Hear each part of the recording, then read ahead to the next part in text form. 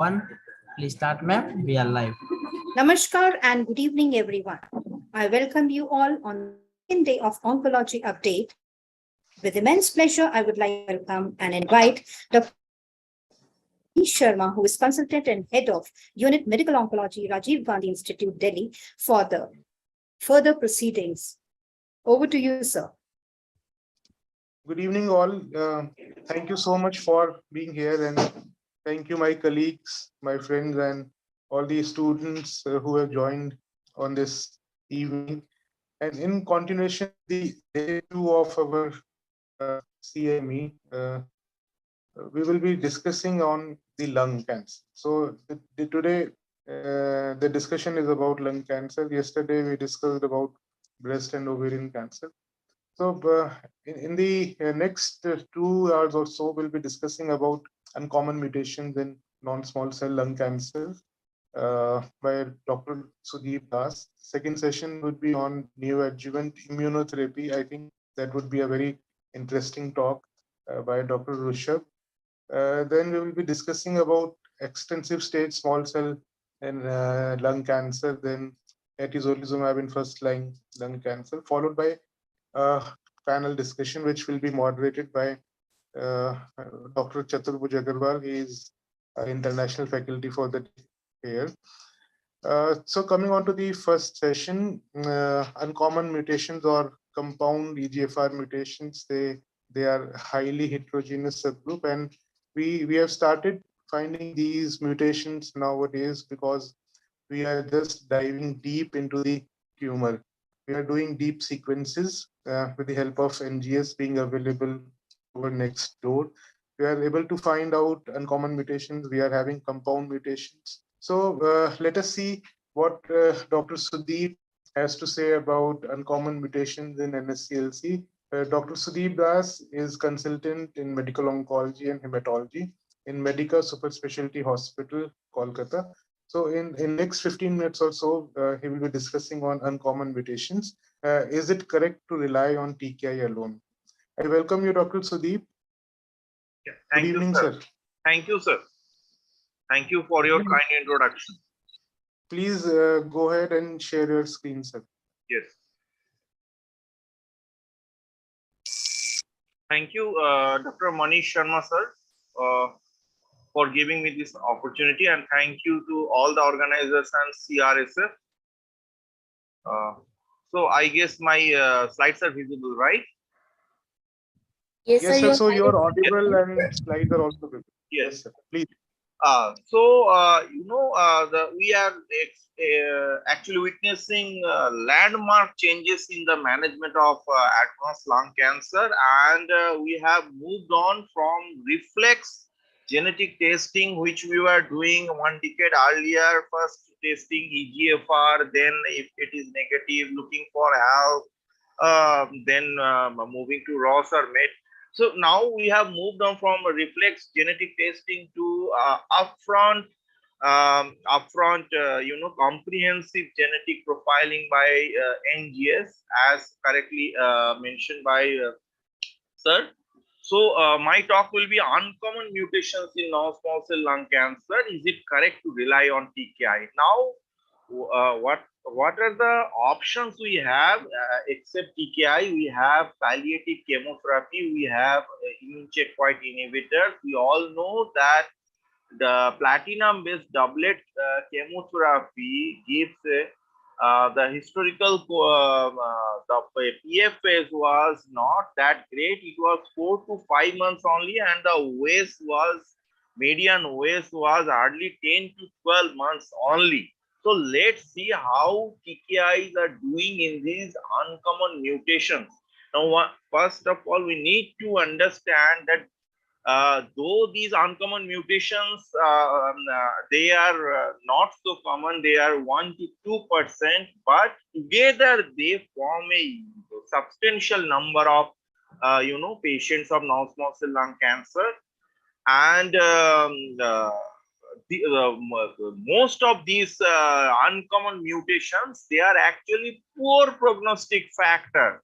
They are not a very good responder to chemotherapy as well as immunotherapy. So let's find what is the data.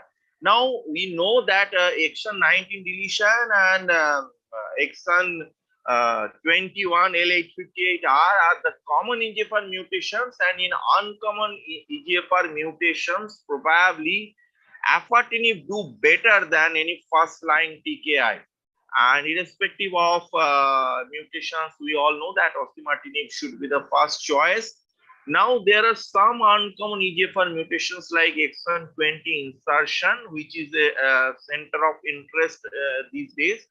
So exon 20 mutation, they are not good candidate for conventional TKI, and when they were tried to exposed with chemotherapy and bevacizumab, the outcome was not that great. Sir, your slide is not moving. Okay. Now? Yes, Now sir. okay.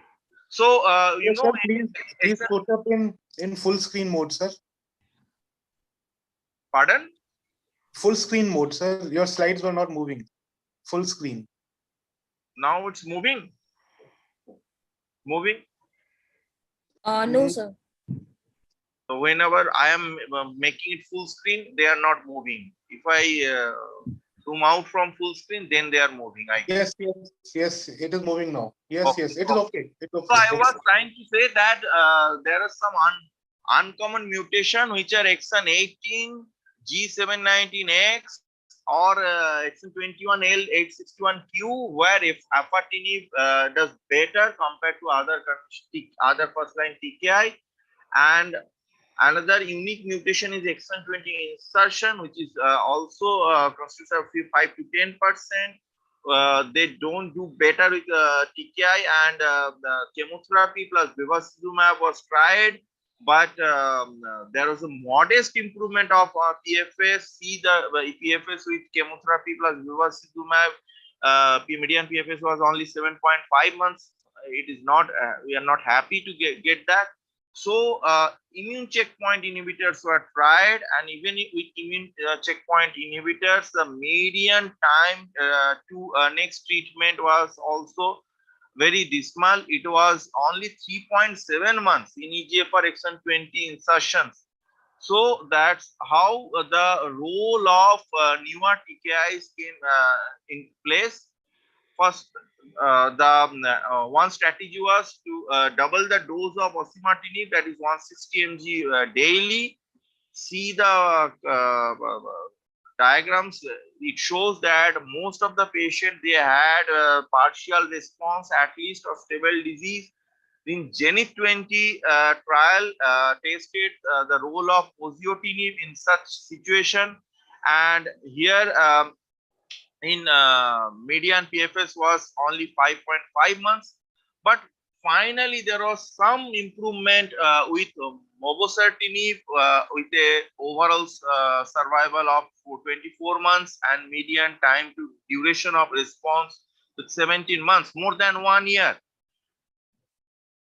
And we all know the impressive data of phase 1 Chrysalis trial with amivantamab, which showed that the median PFS was 8.3 months in such a bad prognostic disease, and a median OS close to 1 year, 22.8 months. Now coming to other uncommon mutations, probably we are all convinced that for treating ALK rearranged tumors, different TKIs are available, and we have moved from the first generation TKI crizotinib to second generation like alectinib or ceritinib, or even brigatinib and lorlatinib are also approved to be used in first line setting. And there's impressive almost doubling of the PFS when we use this newer generation of TKI. However, though the OS was not significant all the time, and it is because of the crossover allowed in the trials. So and these newer generation TKIs, ALK inhibitors, they have very excellent CNS penetration and CNS control rate. Now coming to another uncommon mutation, which is ROS1 rearranged. Now profile 1001 was tested for crizotinib in as rearranged, but this trial has an expansion, and in that expansion 53 ROS1 positive patients were enrolled, and they were treated with crizotinib. Look at the objective response rate. It is very impressive, 70%, with a median duration of response of 17 months and median PFS of 19 months. So even the NCCN also approves the use of crizotinib and entrectinib in the first line setting in ROS1 rearranged non-small cell lung cancer. Coming to another uncommon mutation, which is MET exon 14 skip mutation. We all know that capmatinib and tepotinib, these two TKIs are actually available, though different type 1 or type 2 TKIs are available, but these are the two drugs which are available. And see the median PFS with capmatinib in treatment naive MET exon 14 skip mutations.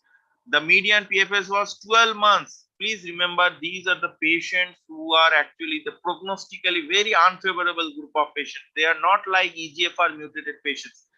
And tepotinib had a median PFS in first line setting 8.5 months. And see that they have some response even in second line setting also.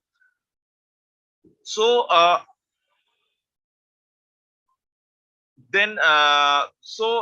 these are the different investigational TKIs which are in investigation in different phases in MET altered non-small cell lung cancer.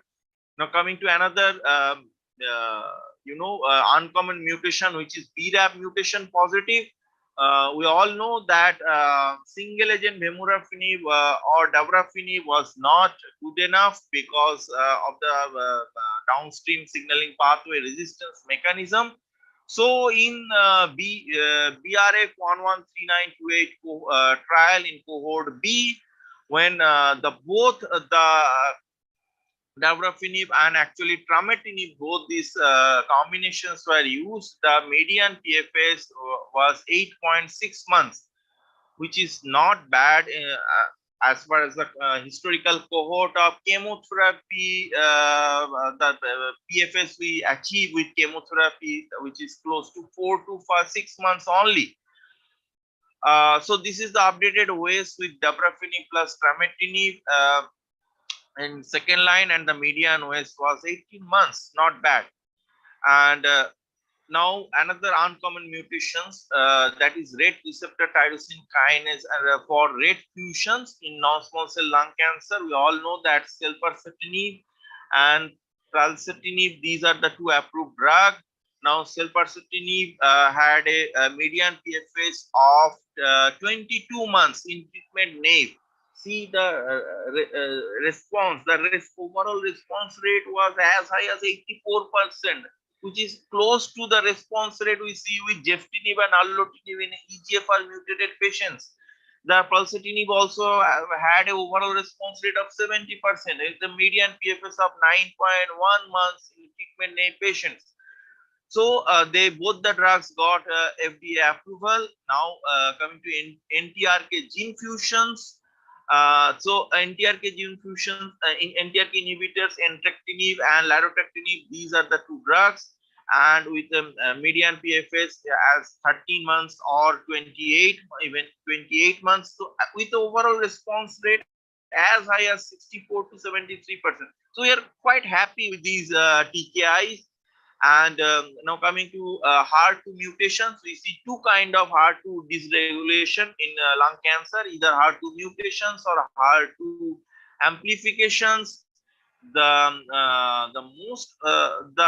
strategies are either you use a antibody drug conjugate like trastuzumab emtansine or trastuzumab deruxtecan, or you use a bispecific antibodies.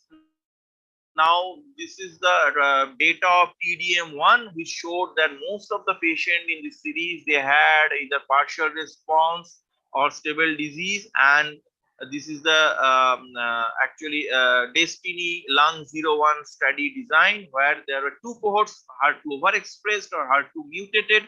And in both the actually cohort, trastuzumab deruxtecan had good efficacy, showing most of the tumors showing tumor shrinkage. And these are the PFS and OS curve. The median PFS with Devastacan was 8.2 months with a median OS of 17.8 months. So I repeat, these are the patients who are prognostically poor group of patients, and still if we can achieve a median OS of 17.8 months, that is quite impressive. But please remember, both the setting, the drugs were the HER2 directed drugs were actually used in second line setting. So this was a summary and key takeaways from Destiny Lung 01 trial. And so this is the actually the diagram showing that the use of HER2 directed therapy in second line setting. Now so by this time we all are I think we all are convinced that these multiple TKIs, they do better than conventional chemotherapy. And though it's a very complex scenario, it's not like that the patient only can harbor only single mutation. Only deep sequencing NGS can tell you that, there can be complex mutation status, and which can also guide your therapeutic therapeutic choice. What about applying immunotherapy in such uncommon mutations? So this was a data of very robust data of 500, more than 550 patients who had driver mutation, who had driver mutation positive lung cancer. And the result from the immunotarget registry showed that the role of immunotherapy in this driver mutation positive lung cancer showed most of the time in driver mutation positive lung cancer, immunotherapy had the efficacy is questionable. Most of the partial response rate was as low as 10 to 15% only, except there were two exceptions, which were KRAS mutation and one was BRAF mutation. These are the two driver mutations which had some modest activity of immunotherapy. In other driver mutation for cases, the role of immunotherapy was clinically not meaningful. So to summarize, this is a very beautiful slide in which actually they tabulated the approved drugs for uncommon mutations. This will be my last slide. In EGFR exon 20 insertion,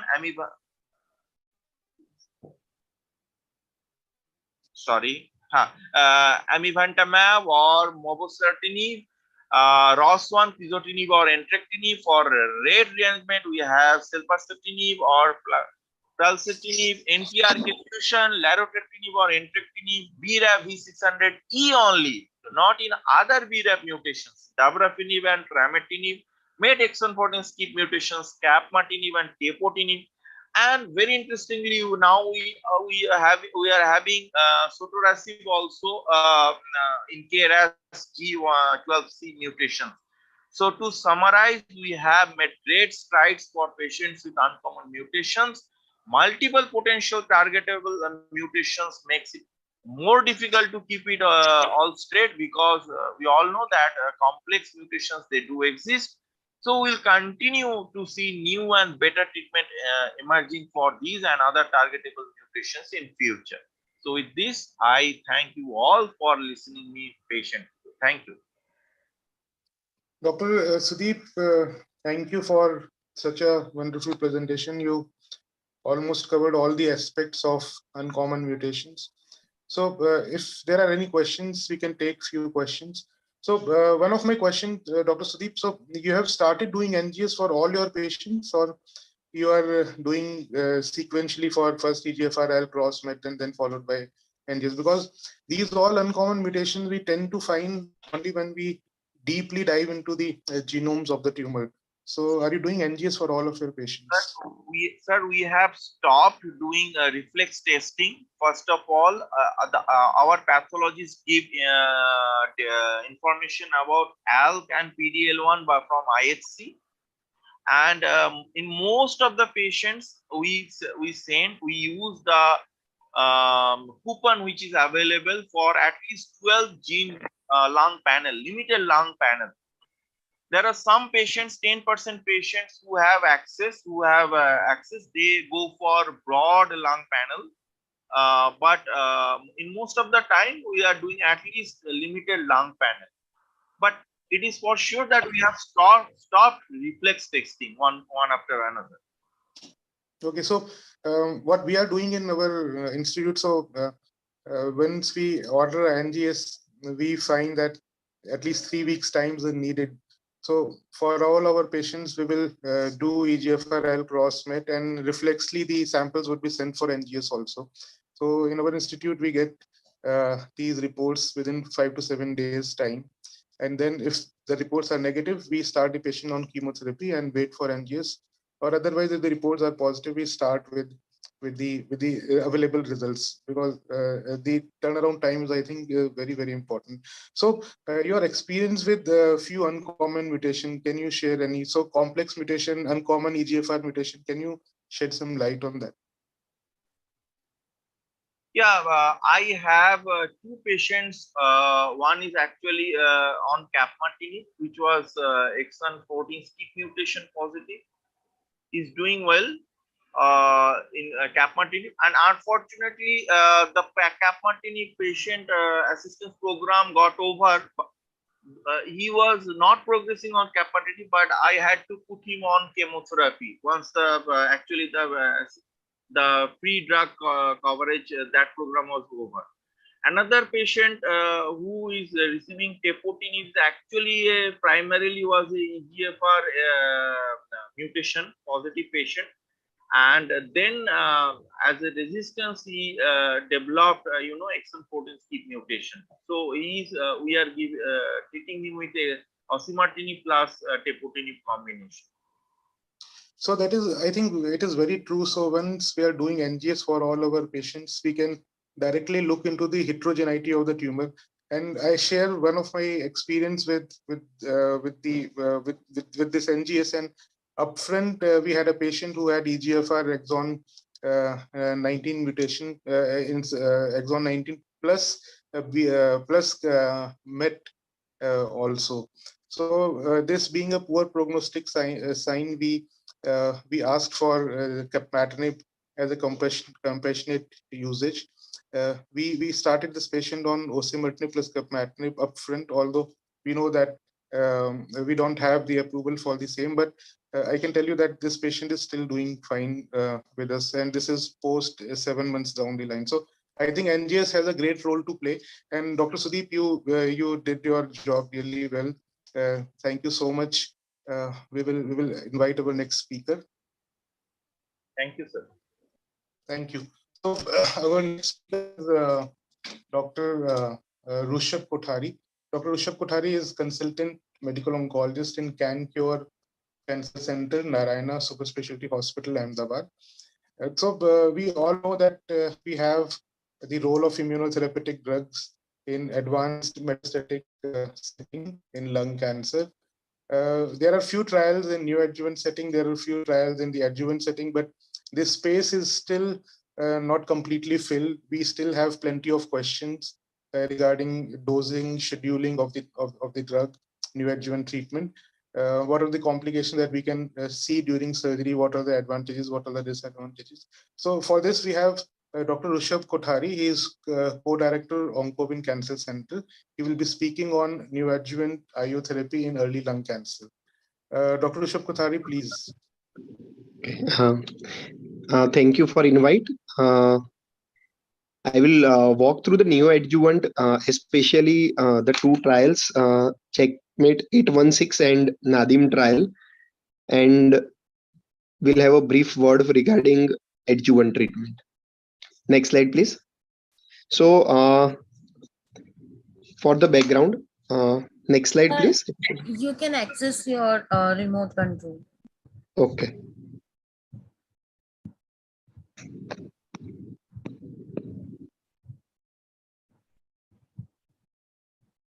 I'm not able to move. Okay, thank you. So the background is that even in stage one, and as we move on from stage one to stage two and stage three, in spite of surgery, we have high local and distant relapse, and the majority it is distant failure rather than local failure. Most of the failure occur within 2 years, and with available perioperative chemotherapy, we can improve survival by 5 to 8%. So we can see that 5 year survival for stage two is around 50%, and for stage three it is around 25% with surgery alone. So we definitely require something more on it. We added chemotherapy.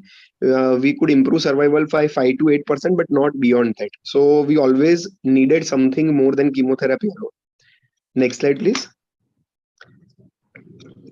So I will first go through checkmate trial.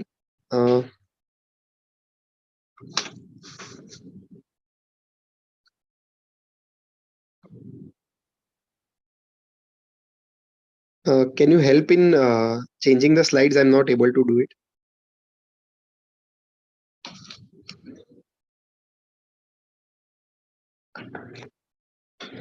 So checkmate trial, it was newly diagnosed resectable stage 1B more than 4 centimeter, two stage 3A NSCLC patient, performance status 0 to 1, no EGFR and ALK mutation.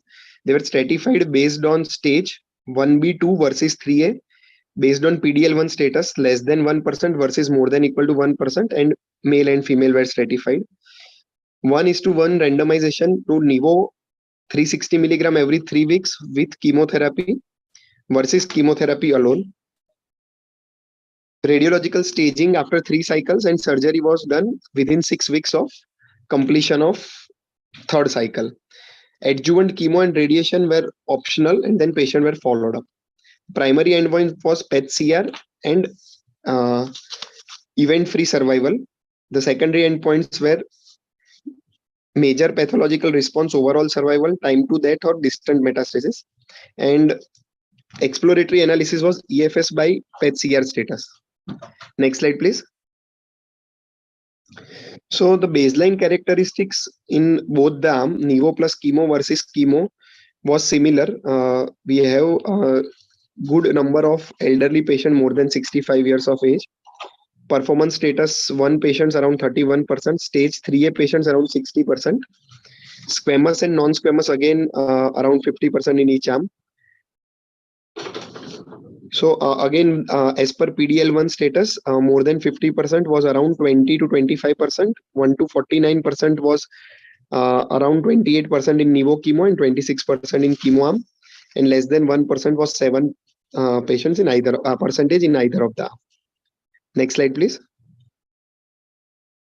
So in the Nivo chemo arm, around 83% of the patient, 149 out of 176 patient who received treatment underwent surgery, and in chemo alone arm, 75% underwent surgery.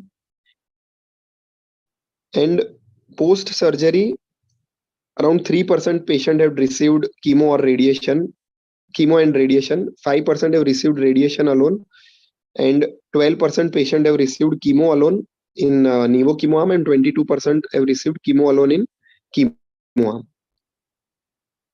So around 94% of patients completed neoadjuvant treatment in Nivo chemo arm and 85% in chemo alone arm. Next slide, please. So two important point: the surgical rate was not decreased by adding nivolumab, rather it was bit better numerically. Second important point, pathological complete response was 24% with Nivo plus chemo versus 2% with chemo. So based on these two data, we all were already excited about neoadjuvant immunotherapy. Then we have event-free survival data. Now this data at median follow-up of around 21 months, we have median EFS of 31.6 versus 20.8 months with hazard ratio of 0.63, a very significant p-value, and confidence interval not crossing unity. At 2 years, 64% versus 45% of the patients are without progression or death. Next slide, please. So once we know that we have benefit in event-free survival, so in all the subgroup analysis, there are some subgroups which are important to see. If we compare stage 1B, stage 2 versus stage 3A, the benefit looks more in stage 3A. Stage 1B2, the line is confidence interval line is crossing unity. Again, when we see PDL1 status more than equal to 50%, beyond doubt it is benefiting with addition of Nivo, as we see in metastatic setting also. 1 to 49% patients, the confidence interval line is just crossing unity. Less than 1% patient, it is much closer to unity. So when we are considering giving treatment, especially patient has borderline finances, then this subgroup analysis is something which we can consider in selecting the patient. Next slide, please. So as I told, based on subgroup analysis, also here we can see that based on baseline stages, in stage 3A, the hazard ratio is 0.54, not crossing unity, with median EFS of 31.6 months versus 15.7 months. While in stage 1B and stage 2, hazard ratio is 0.87 and confidence interval is crossing unity. And the Kaplan-Meier curve, the separation is not as good as what we see in stage 3A. Next slide, please. For PDL1 expression less than 1% and more than 1%, again, for patients with more than equal to 1%, hazard ratio is 0.41, while for less than 1%, it is 0.85, and the confidence interval is crossing unity. So the quantum of benefit in more than equal to 1% looks clearly significant compared to less than 1%. Next slide, please. And when we compare it between 1 to 49% versus more than equal to 50%, the obvious benefit is maximum with more than equal to 50%, where hazard ratio is 0.24. And at 2 years, you see 85% without progression or death in stage 2, 3A and 1B patient, which is commendable. While that quantum of benefit is not clearly seen in stage in PDL1 1 to 49% of the patient, still the hazard ratio is 0.58. Confidence interval is just crossing unity. Next slide, please. So squamous and non-squamous both derives benefit, but the quantum of benefit looks more in non-squamous patients. Based on hazard ratio and confidence interval, we can see that, and even the separation in Kaplan-Meier curve is evident. Next slide, please.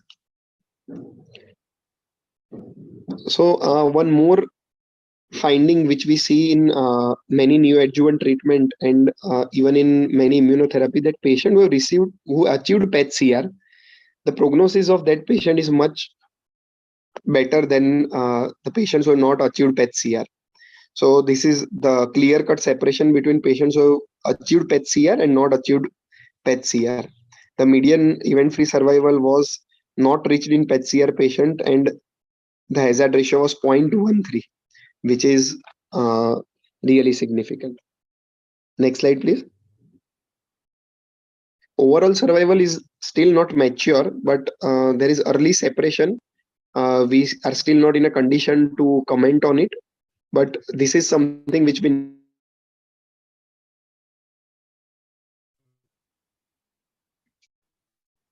Next slide, please. So once we have efficacy, the next important thing is what are the adverse events. So based on the previous slide, we can see that adverse event looks similar in both the arms. There is no increase in toxicity or inability to do surgery by adding immunotherapy. So in summary, for Checkmate 816, addition of nivolumab, there is clinically meaningful improvement in event-free survival. The preliminary OS seems to be trending towards nivo plus chemo, but still it is immature. Event-free survival in patients who achieved PET-CR is much better than and looks like an early indicator for therapeutic benefit of nivo plus chemo. Safety profile is consistent with previous studies, the phase 1 and phase 2 studies in neoadjuvant setting, and it is not deterrent to surgery. So that is also something which we need to keep in mind. So Checkmate 816 is first phase 3 study with neoadjuvant immunotherapy based combination, which have shown improvement in EFS and PET-CR, and we are awaiting overall survival result. Next slide, please.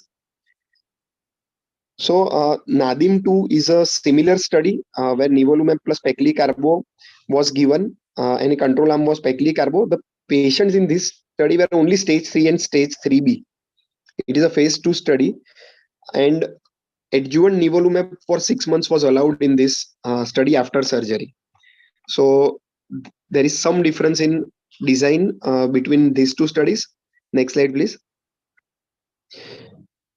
So again, only 4 patients out of 57 were not able to undergo surgery in Nivo plus chemo arm, while 9 patients out of 29 were not able to undergo surgery in chemotherapy. Next slide, please. The baseline characteristics were well matched in both the study group. Next slide, please. The patients undergoing definitive surgery was 93% versus 69% with Nivo plus chemo versus chemo arm. Next slide, please. The PET-CR rate was 36.8% versus 6.9% in intention to treat population. Significant leap in PET-CR rate. Next slide, please. Major pathological response was seen in 52.6% versus 13.8%. Again, a major benefit. Next slide, please. Overall response rate was 75.4% versus 48.2%. Next slide, please. Adverse event, there was some increase in adverse event from 10.3% to 25% by addition of nivolumab, but the number of surgeries were not low. So there is some increase in toxicity in this group of patients, but we are able to do surgery and we are able to get a good pathological response or PET-CR rates. Next slide, please. So if you compare the toxicities, the grade 3 and grade 4 toxicities were a bit more in nivolumab arm. But if you go through the toxicity, it was fatigue, which was more. There was more febrile neutropenia, the grade 4 toxicities, and some transaminitis, which was more. So maybe that is something which we can manage or which is temporary. Next slide, please. So Nadim 2 is something like a confirmatory trial, which we got a hint from Checkmate 816. And we know that addition of nivolumab even in stage 3A, 3B patient improves PET-CR rate, improves major pathological response, and has a tolerable safety profile and does not deter us to doing surgeries. I think this is the concluding slide. Next slide, please. So now, are we ready for neoadjuvant treatment in currently upfront? So for me, I'm excited. I will await for overall survival benefit for someone who is having high PDL1, 4 cycles or 3 cycles of immunotherapy before surgery is something which excites me. We get a good pathological complete response. For adjuvant trials, we have different results with pembrolizumab and atezolizumab. One trial is saying that benefit is not there in less than 1% of patients. The other is saying it is there. Pembrolizumab is not showing benefit in more than PDL1 more than equal to 50%, which again is surprising. There is a theory that because in neoadjuvant we have sufficient neoantigens because we have cancer in vivo at that point of time. So maybe neoadjuvant is a better idea. Tolerance, obviously, as we see in most of the treatment, neoadjuvant is tolerated better than adjuvant. So maybe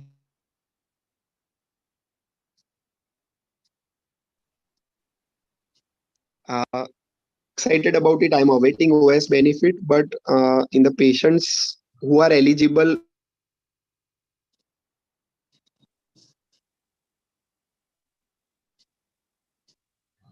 I think this is the last slide. So if there is any question, we can take. Thank you. Dr. Rishabh, thank you so much for your presentation. I think giving neoadjuvant treatment with immunochemotherapy increases PAT-CR rates quite a lot, and in PAT-CR they are associated with increased EFS. But there is some concern, I think, about adverse events since the tumor is still in situ, and there is and unlike stage 4 disease, when the tumor has a immunoexhaustion kind of environment.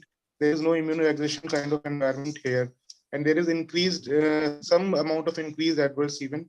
Similarly, I think we also have spoken to some of the surgical colleagues who say that once you have neoadjuvant immunotherapy, there is a lot of tumor fibrosis and inflammation, after which the surgery becomes really difficult. And there is the clinical trial with atezolizumab resulted in almost 40% more of open thoracotomies as they were not planned. So patients, they have to be shifted from VATS towards open thoracotomy. So there are really some challenges with this. The real tumor marker, whether you need to have double immunochemotherapy with nivo plus ipi or single agent nivolumab is sufficient for how long, whether it should be given neoadjuvantly followed by chemotherapy, or you should be giving immunotherapy. Because if you give immunotherapy as a neoadjuvant treatment and then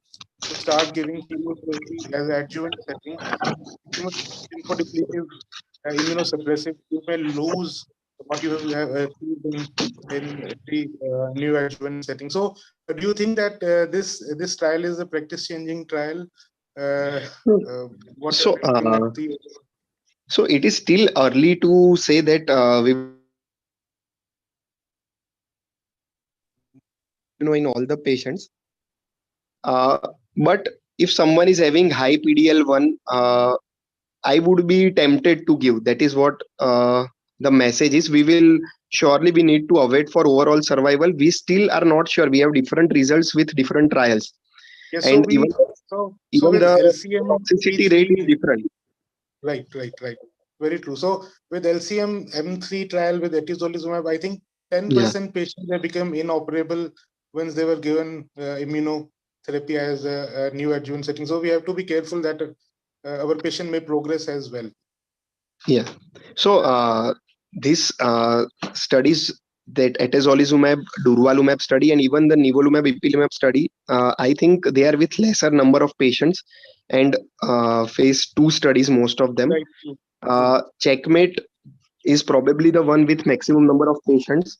And if adding nivolumab is not going to increase your patients who are not going to be operated, then I'm still okay. But the atezolizumab study was something which was worrisome. So if you're not able to operate a curable malignancy just because you added some drug, then that is something which we need to consider. But I think IO plus chemo would be something which will come with some benefit, because the proportion of PET-CR and major pathological response, the increase in that we are seeing looks clinically meaningful. So you see in that NeoStar study, there was immune flare in up to 11%, 15% of the patient in lymph nodes, and they were labeled as unresectable. So this might be a risk that surgeon may avoid doing a curative surgery in these patients just because of the patient had increased amount of tumor fibrosis and inflammation. Again, adding ipilimumab would again lead to some increase in toxicity. Right. So that is something also which we should consider. So as of now, from the available study of durvalumab, nivo, ipi, atez, and nivolumab, I think nivo plus chemo is something which has the most promising data as of now. I think if we get overall survival benefit and if it can be replicated in majority of the centers, then that is something which will tell us to change the practice. Till then, we need to wait for some time. We have Dr. Sajjan sir here. Dr. Sajjan, your comment, please, on neoadjuvant immunotherapy before we start your session, sir. So, Dr. Manisha, I've been listening to both of you, and I think both of you have valid points. I think it needs more time for us to actually understand which is the best agent to combine in the neoadjuvant setting. So, with the data which are shown with this checkmate trial, I think this looks like a more promising one. And the concerns with atezo, because I think though we understand that all the drugs are PD-1 or PD-L1 inhibitors, but still all of them have different ways by which they interact in the tumor microenvironment. So each drug should be evaluated in a manner, and also once we start using them in our own clinical practice, I think we'll become more wiser. You said so. Dr. Sajjan is a well-known face, and he is our senior. Dr. Sajjan Rajpurohit is director in Department of Medical Oncology, BLK, Max Super Specialty Hospital, and Max Super Specialty Hospital, Delhi. Sir will be speaking on a role of immunotherapy in extensive stage small cell lung cancer. I will.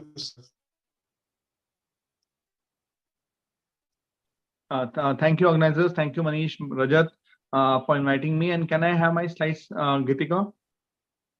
Please put up my slides from your side. Yes, sir. Wait.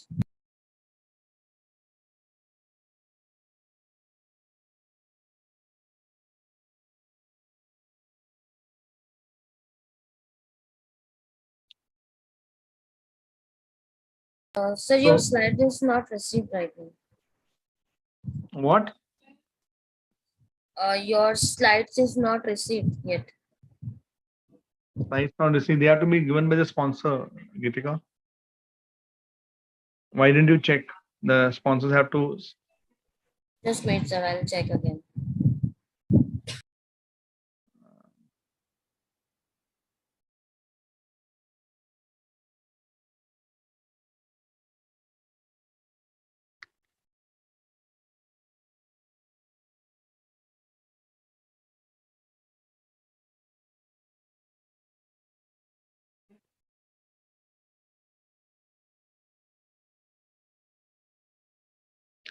Gitika, you must be having those slides, slide deck with you. That's a very old slide deck.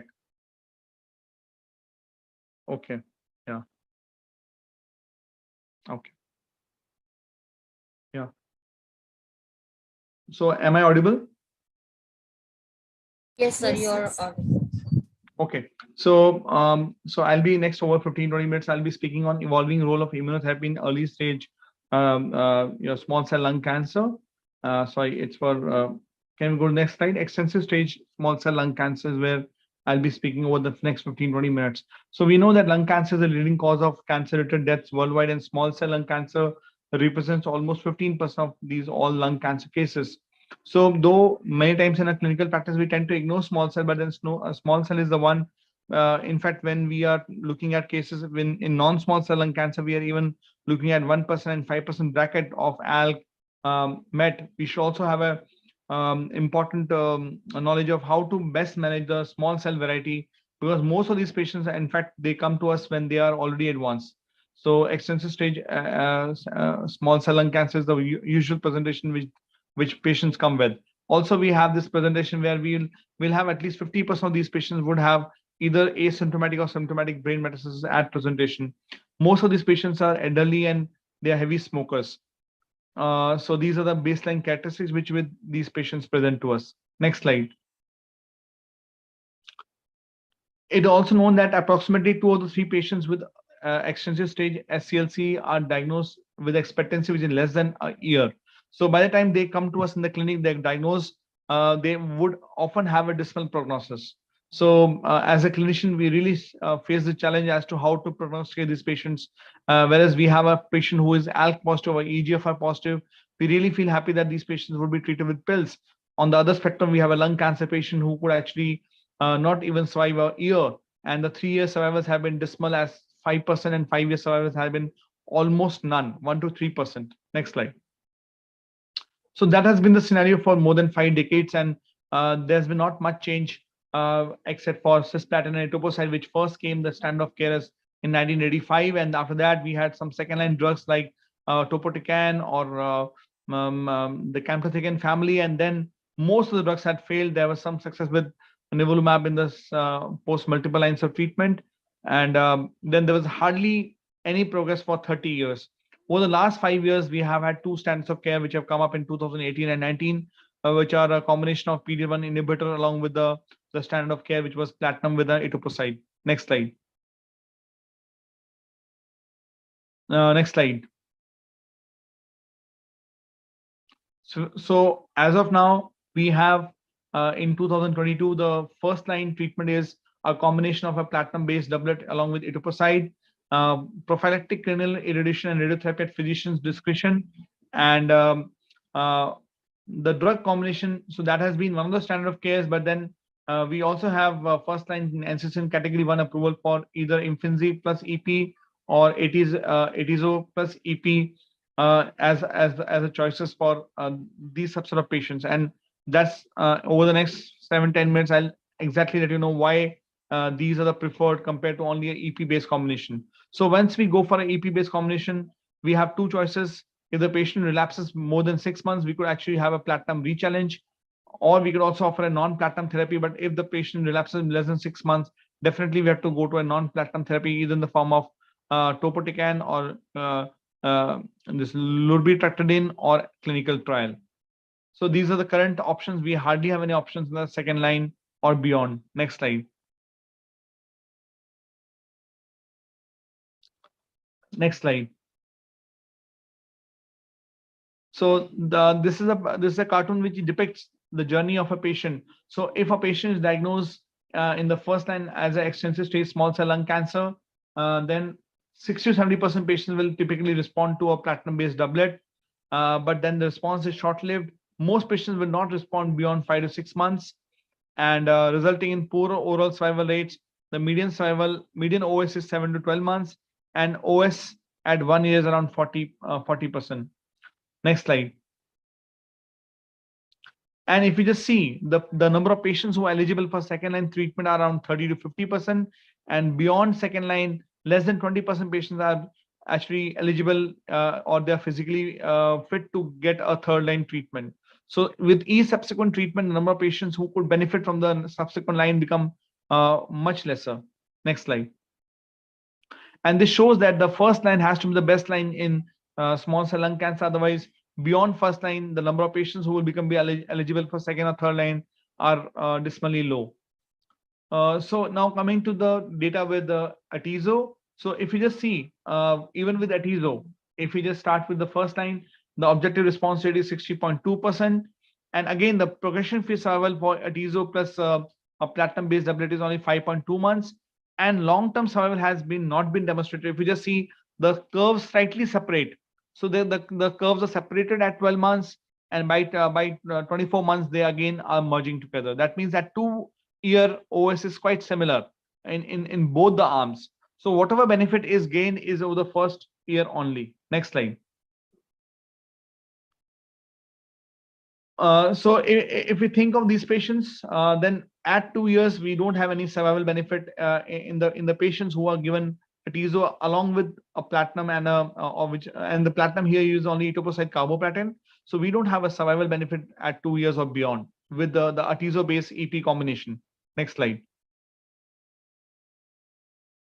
Now, if we come to the Caspian data, because there was a landmark trial, and this was the first and the only approved IO regimen in extensive stage small cell lung cancer to allow up to 6 cycles of EP in the control arm and use of cisplatin or carboplatin. So if we just compare this to the Atizo study, so in the Caspian study, if you found that the patients actually in the comparator arm could be offered 6 cycles of any platinum, cisplatin or carboplatin. The patients had to be also, they could include patients with brain metastasis, and up to 6 cycles of chemotherapy were allowed in both the arms, and PCI was also allowed in both the arms. So if you just see, the kind of trial design of this was much better than compared to the Atizo trial. So even with all these inclusions in the study, if you just see, the primary endpoint was overall survival. That was a real good endpoint, and the key secondary endpoints were PFS, OS at 18 months, and objective response rate apart from PFS and quality of life. So all these patients, it was a large trial, 805 patients randomized 1:1:1 to 3 arms. The first one is the Imfinzi plus EP arm, and the second was only EP, and the third was actually stopped because of the non-function of this arm. So the first and second arms were important. So I'll just look at the data in the next arm. Next slide. Next slide, please. So if we just compare the IMPA 133, which was the Atizo trial, carboplatin was only allowed and cisplatin was not allowed. Patients with brain metastasis were excluded, and only 4 cycles of EP were allowed in both the arms, and which is less I would say, related to the real world use of the EP, we normally use 6 cycles in most of our fit patients. Whereas in Caspian, we found that cisplatin or carboplatin, based upon the patient's fitness, was allowed up to 6 cycles were allowed, and asymptomatic, untreated or treated brain mets both were eligible to be a part of the trial. Next slide, please.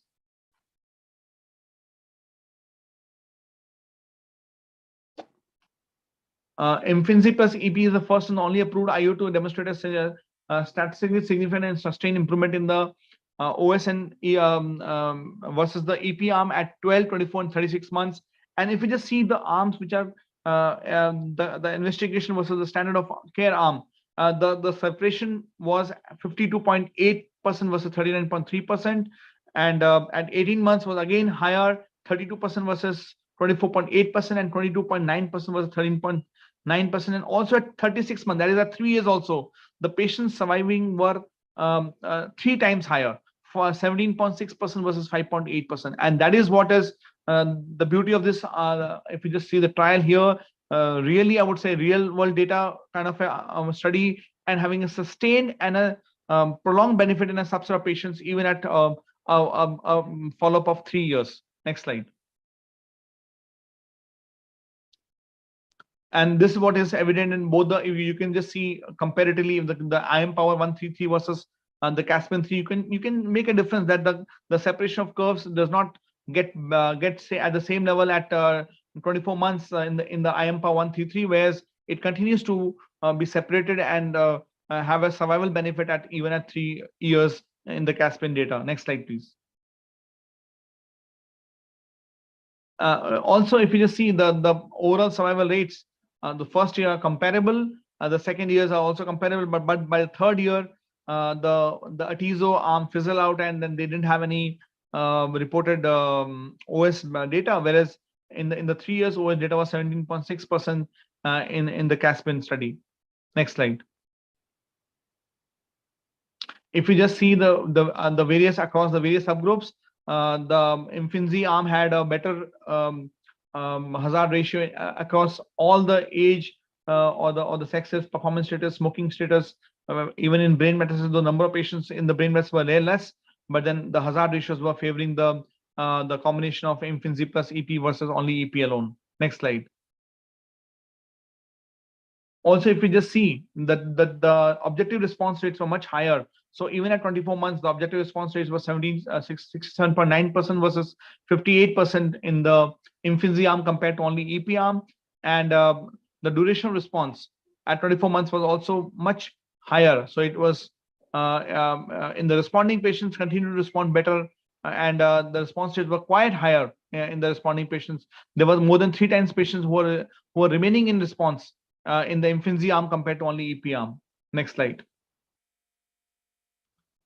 And so the impression is that the patients who kept responding continued to respond at 12 months, 18 months, and 24 months in the patients who were in the Imfinzi arm compared to only EP arm. Next slide.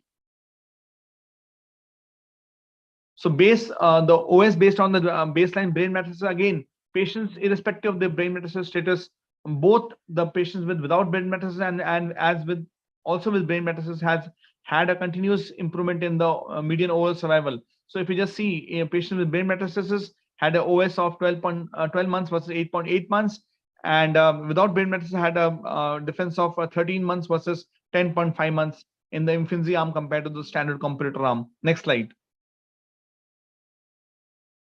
Again, with respect to the all cause adverse events, the Imfinzi arm, the rates of grade 3, grade 4 adverse events were numerically lower in the Imfinzi EP arm compared to only EP, and there were nominal differences in discontinuation rates due to adverse events in the either arm, and immune-related adverse events were higher in the Imfinzi arm compared to the EP, and that is known, and most common was thyroid-related events, and majority of immune-related adverse events were low grade and managed with in lines with standard treatment guidelines. So the addition of Imfinzi to EP was quite manageable with no major increase in chemotherapy-related side effects. There were some adverse events related to immune relations, and they were managed with standard treatment guidelines. Next slide. So again, if you just see the rates of febrile neutropenia, pneumonia, anemia, thrombocytopenia, you could just see that they were in fact lower. Many of them were actually lower in the Imfinzi EP arm compared to only EP arm. Next slide, please. Also, with respect to all the quality of life as well as cognitive, emotional, physical, and role functioning, all favored the Imfinzi plus EP arm. So the quality of life was well maintained. In fact, doing much better in the Imfinzi plus EP arm compared to only EP. Next slide. So with respect to the side effects, you can just also say that time to symptom duration from the baseline also were much better in the Imfinzi plus EP arm only compared to the EP arm. Next slide, please. So the Caspian demonstrated Imfinzi could be administered every 3 weekly with EP and Q4 weekly as a maintenance. So with chemotherapy, it was given 3 weekly, and after that, it was given 4 weekly. It was very convenient for these patients to follow up with the maintenance dose of Imfinzi vis-a-vis Atizo. Next slide. So if we just see, the most important thing was if we just compare to IM power 133, brain metastasis was not allowed, and PCI was allowed, and up to 6 cycles were allowed, and cisplatin was allowed. So and one more thing which was important was that PCI was excluding the experimental arm, and in fact most patients could do well without PCI in the Caspian study compared to IMP 133. So the patients were allowed treatment either with cis or carboplatin. It include patients who are having asymptomatic or untreated patients with brain metastasis, and were compared to given 6 cycles with the optional PCI. Next slide. Next slide. And that's what brings us to the NCCN guidelines, and they have approved this as the category 1 recommendation and one of the options for our patients. But based upon these data, the clinicians have to decide which are the better combinations to be given in the first line setting. Next slide.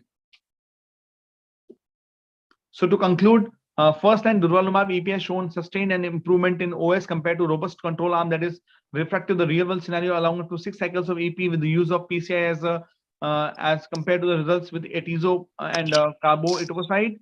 And durvalumab is the only IO that has flexibility for choosing cisplatin or carboplatin along with etoposide, and benefits of durvalumab EP were observed across all subgroups, including brain metastasis. More than 17% of patients with durvalumab EP were surviving at 3 years, showing almost triple the survival benefit compared to the comparator arm. And durvalumab offers convenient once monthly dosing for maintenance phase, and safety findings were consistent with known safety profile of durvalumab plus EP. Thank you so much. Thank you, Dr. Sajjan. So that was really a nice. So, so what is your combination chemotherapy with durvalumab? So, do you prefer using cisplatin or carboplatin? And second question, what is the current status of PCI and chest irradiation after we have atezolizumab or durvalumab in our armamentarium along with chemotherapy in extensive stage small cell lung cancer? So if a patient is less than 65 years, no major comorbidities, I prefer cisplatin. Beyond 65, I go for carboplatin. I offer them, I begin with in my mind of having 6 cycles, but if the patient is doing well, then I might just end up at 4 cycles and continue durvalumab based upon case-to-case basis. PCI I have been avoiding in my patients because of the cognitive deterioration with the PCI. I would like to reserve it later, especially the patient doing well. And yes, consolidation to the local site, it has responded really well. I'm doing for my patients. So, sir, with consolidation, immunotherapy along the consolidation radiation. So, I think is it toxic enough? Is it tolerated well? Yeah. So again, it depends upon what kind of a response the patient has got. I would say the patient only got the extra pulmonary disease is not much. The patient has responded very well, and the field which the patient has to be rated is not that big. Then yes, I would go. Otherwise, I'll have reservations for use of radiation. I'll continue only durvalumab in such patients. Right. So I think we have trials which have compared just the observation vis-a-vis MRI brain every 2 to 3 months, and you can safely avoid PCI for our patients. if they understand that they can be well kept under observation along with MRI. Sir, your experience with atezo or durvalumab in this setting, sir?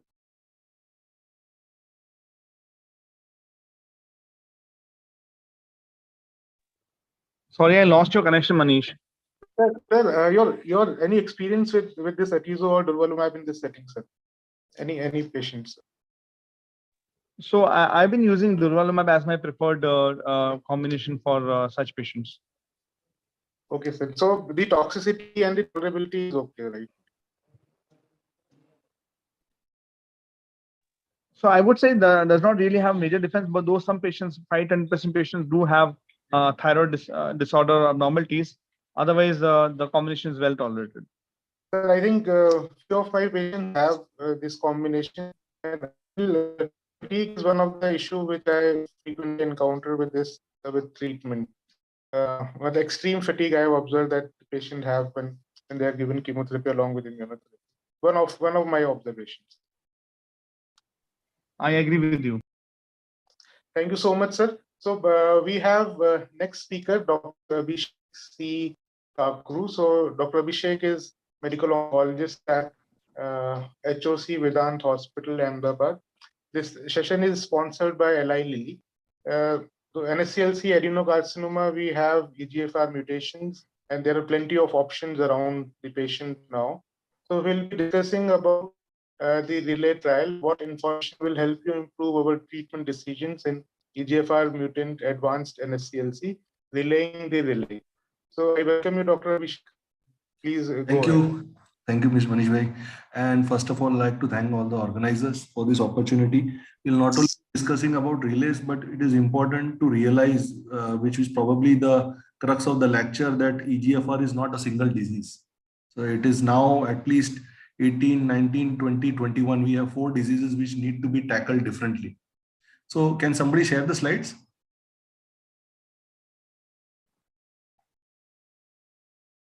Yeah, you can make it. Yeah. Next. Next slide. So these are the disclaimers. Next. Yeah, you can move on to the main slide.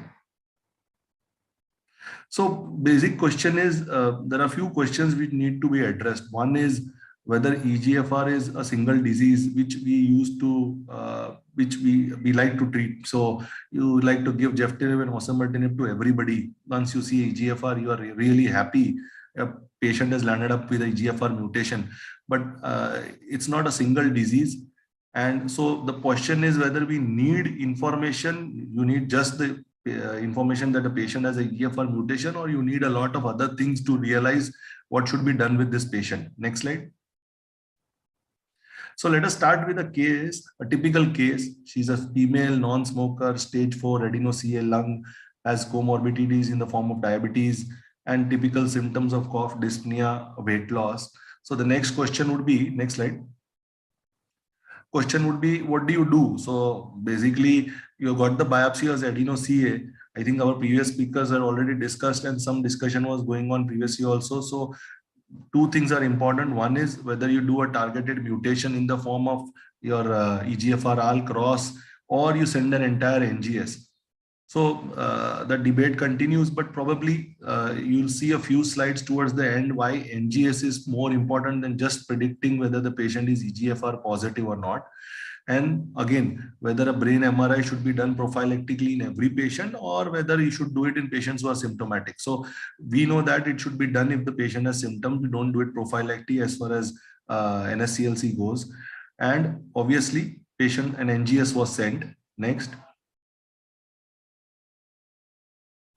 So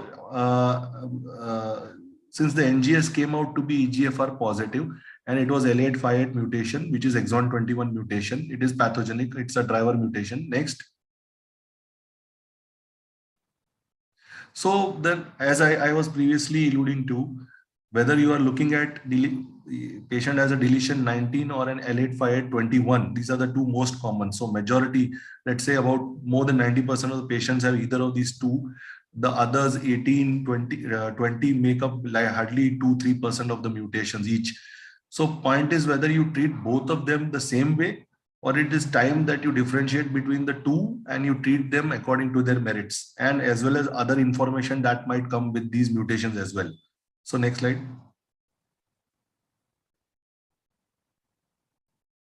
Go to the next slide.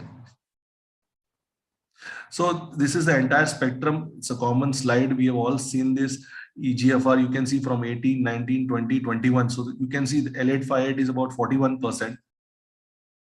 Previous slide, please. Can you go to the previous slide?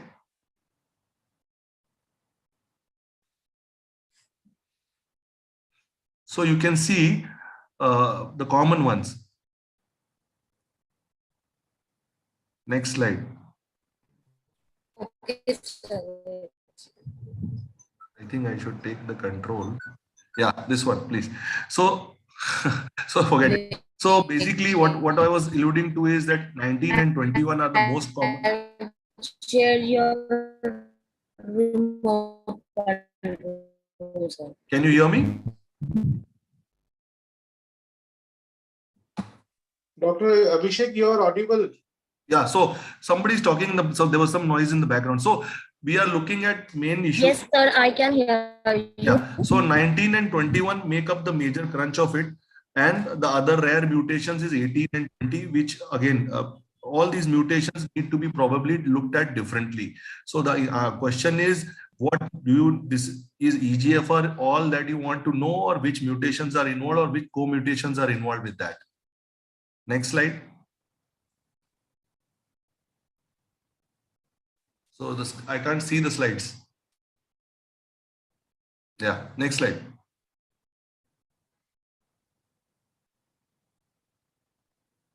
So next slide, yeah, go ahead. So what is important is, first of all, we need to differentiate that 19 is not the same as 21. So we like to treat everybody with an osimertinib or a geftinib. So there is clear enough data to suggest, this is a meta-analysis from 6 studies, more than 1300 patients, to suggest that EGFR 19 mutation is better than EGFR 21. Next slide, go ahead.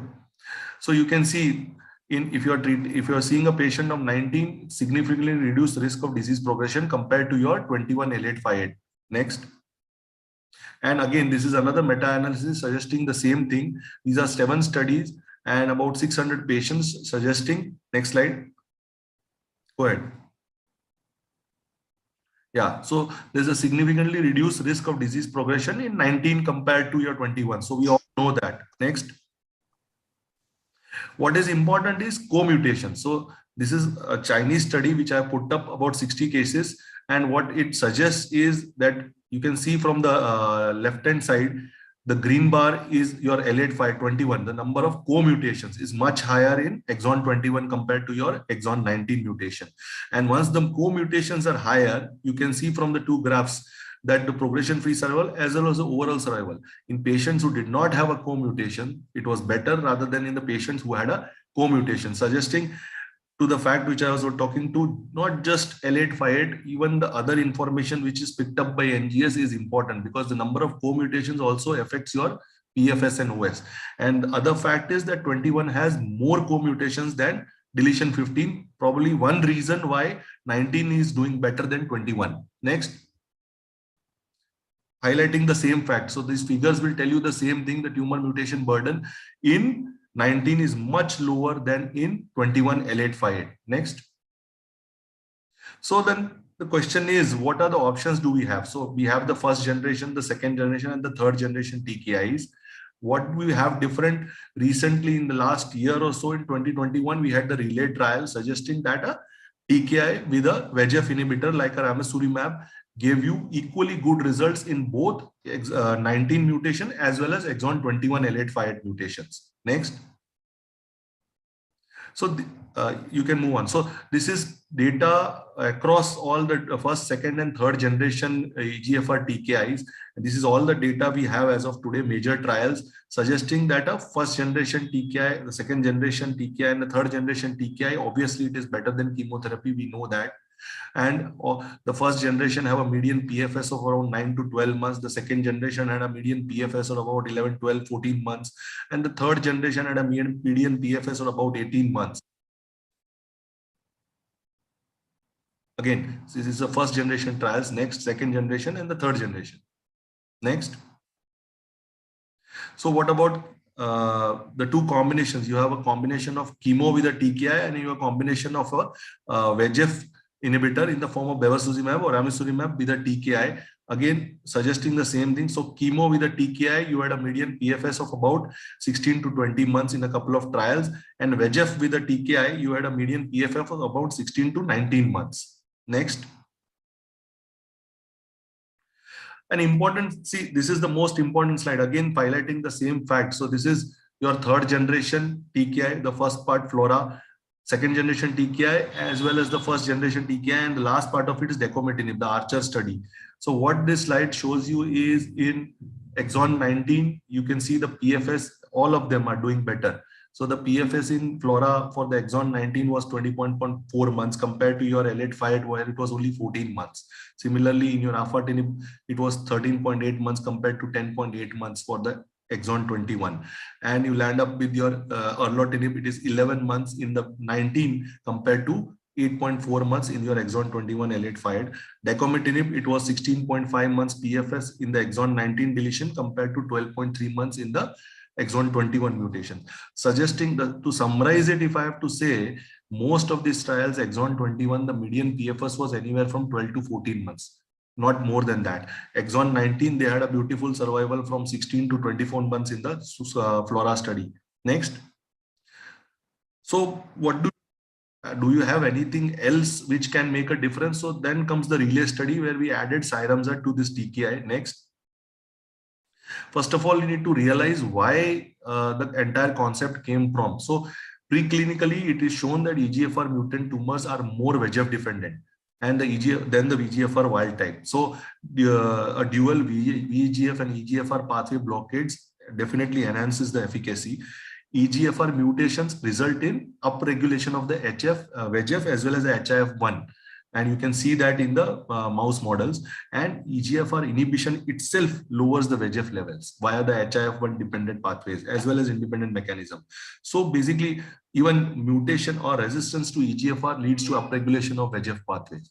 So makes sense. So it is one of the pathways involved in an EGFR mutant guy, and blocking both definitely adds to the response. Next slide. So this was the earliest, the beta study, which suggested, so you can see the EGFR wild type, this was using bevacizumab with erlotinib compared to just erlotinib alone in EGFR mutant patients. And what they picked up is that in the EGFR mutant guys, you can see the HR is 0.44 compared to your wild type guys where it is 0.97. So the only patients who were doing better were the EGFR mutant guys. Next.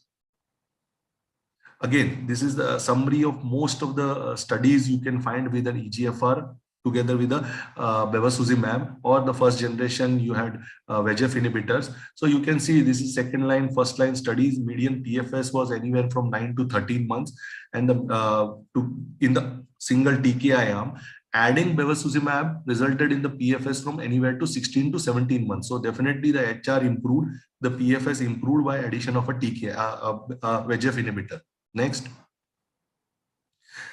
Again, highlighting the same fact which I told you previously, that there are models, mouse models, as well as plasma studies showing you that the VEGF levels are higher in these patients, and inhibit definitely at the time when the resistance develops to a TKI, and adding a VEGF inhibitor makes sense. Next. Another rationale for doing this combination is once you have used a VEGF with a TKI, so as in the case with a single agent TKI, you ultimately land up into a T79M mutation. So about half of the patients would have a T79 mutations if you have treated them with erlotinib with a ramucirumab. Similarly, the T79 mutations would be about half of the patients would land up post even single agent TKI. So you still have an option of using osimertinib in these guys post your first line combination of erlotinib with ramucirumab. Next. So this is the possibly the best and the only slide which summarizes everything. So you can see the first generation TKIs, you had a median, as I told you, PFS of 9 to 12 months. If the patient progressed, depending on T79M mutation, positive or negative, you had an option of using osimertinib versus using a chemotherapy with the immunotherapy or a bevacizumab. So you had about, let's say, 9 to 12 months with the first line. You had about another 8 to 10 months with the second line. So probably you achieved around 20-25 months. What about your third generation TKI? So with the Flora, you achieved about 19 months PFS, and second line you added chemo plus bevacizumab or an immunotherapy. You could achieve anywhere from again 20 to 35 months. What about using first line erlotinib with ramucirumab? So you achieved a median PFS of about 19 months. And if the patient was T79M positive, as would happen, you had an option of using osimertinib. You had a second line in the form of osimertinib, and you had a third line in the form of, again, chemo with an immunotherapy available, probably leading to a better overall PFS or a longer PFS with this combination. Next. So there would be always people arguing in both sides. There are merits to using a third generation TKI. As you can see, I have highlighted both sides of it. So osimertinib, single oral medication, well tolerated, would have CNS efficacy as well. What about erlotinib with the ramucirumab? So again, outcomes are comparable. We have the same median PFS of about 19.4 months. You have a T79M, you could use a osimertinib and then a chemotherapy, immunotherapy in the second and third line, so leading to a more longer PFS in these patients. So it is basically a discussion between the two. Important thing is that if you have a patient with L858, probably even osimertinib would give you a shorter PFS compared to your TKI plus ramucirumab. So you're probably looking at a subset of patients where you should be tackling them a bit differently. Next. Again, highlighting the same fact, if I have to summarize the relay side in relay trial in one slide, you can see the exon 19, the median PFS in the single agent TKI arm was 12.5 months compared to 19.6 months when ramucirumab was added. And important thing is exon 21. So exon 21, you are looking at poorer survival. So it was about 11.2 months for the erlotinib arm compared to 19.4 months in the ramucirumab with erlotinib arm. So what happened is, in both, irrespective of L858 or exon 19, the combination did better, and you had a median PFS of about 19.5 months, which was probably similar to your third generation TKI, which is osimertinib. Next. So again, highlighting the same thing. Next. So then the question comes. So as I told you, 19, probably you might still opt for your conventional TKIs and osimertinib would be fine. What about 21? So 21, now you need to think hard whether you should be using osimertinib, whether you should be using a erlotinib with a ramucirumab as an option. Next. So again, I had in my initial few slides I had told you. So important thing is you should be knowing, probably more information is confusing, but there is data to suggest that more information about the co-mutations will definitely help you decide on the treatment as well as decide on the prognosis of this patient. So a number of co-mutations are found when we use NGS, and these co-mutations are definitely affecting the response or the PFS of these patients with EGFR mutation.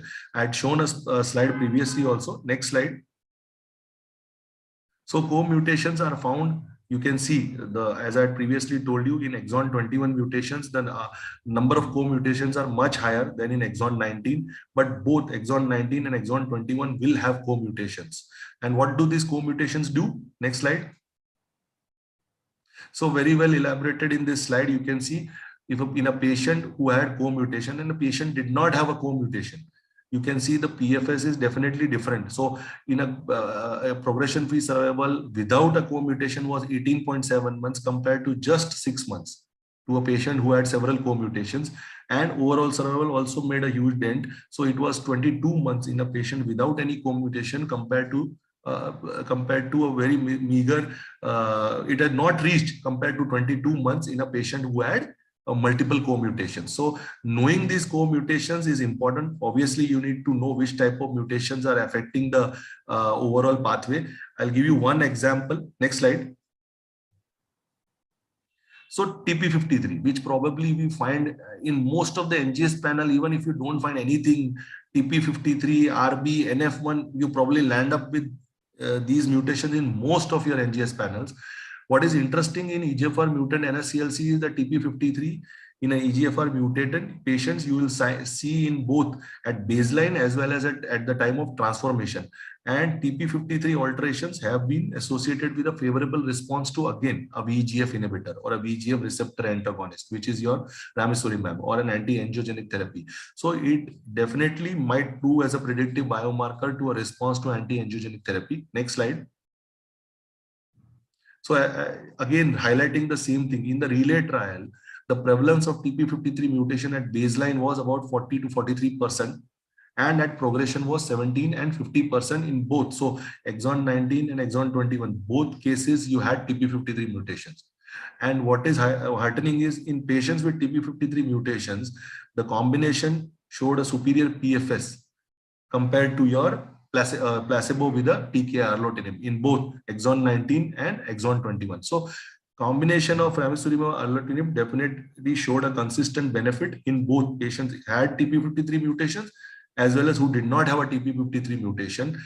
Probably highlighting the fact that this VEGF pathway is activated in these TP53 mutated cases, and suppressing this pathway is definitely adding to your PFS.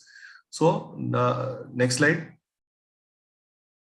Again, it's the last slide. So I'll just summarize again that most of the EGFR mutations you can pick up in your NGS, but picking up these Q mutations is important. Secondly, each of these EGFR mutations, so we have not discussing your exon 20 insertions, your exon 18 mutations, because then this lecture would never end. But most of these patients would have to be addressed differently.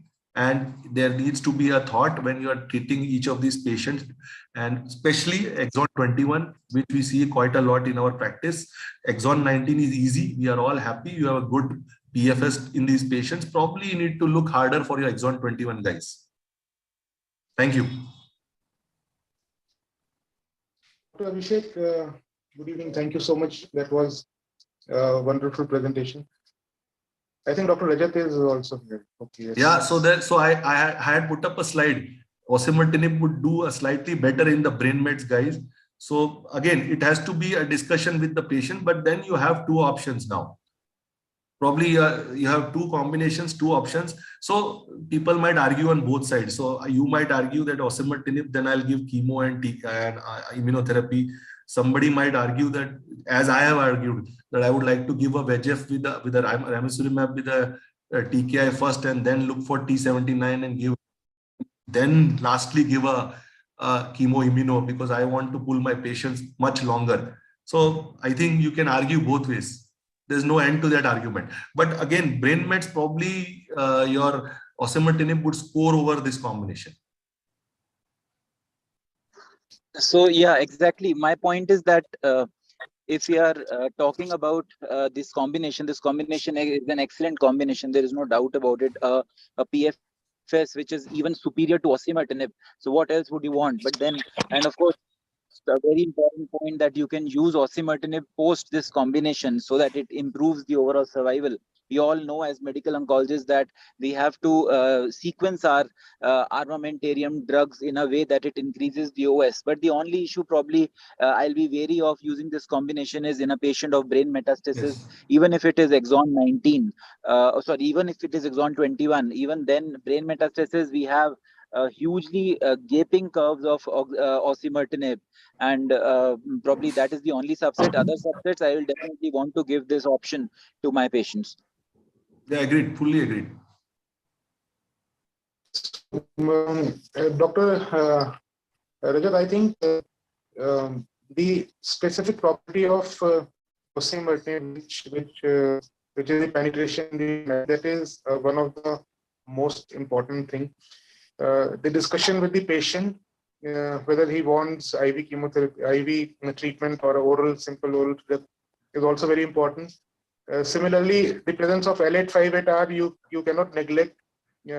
Clinical trial shows clearly that osimertinib has less amount of benefit in L858R, and you can see that the subset analysis also shows that Asians, they had less benefit. So I think relay trial is an important treatment aspect, but we cannot downgrade osimertinib because it has got real brain penetration. Real discussion with the patient family regarding the logistics also needs to be kept in mind. So if you look at all the TKIs available in L858, I think most of them did not do fare well. So they did well, but not as compared to your exon 90. That is one reason which compels you to look into the relay data.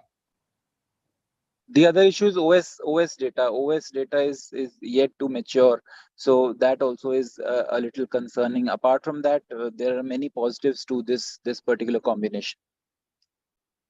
Yes.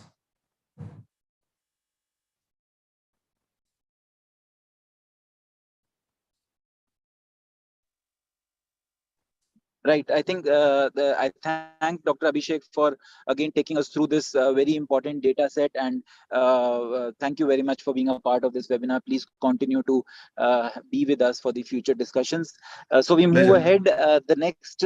The next topic is going to be on the role of atezolizumab in the first line setting in metastatic NSCLC, and I am going to take up this talk, and in the next 20 minutes or so we are going to discuss what is the best treatment for first line NSCLC now, especially in patients who are not having a driver mutation in the very beginning. Next slide, please. So these slides have been given to me by Roche, who's the sponsor of this session.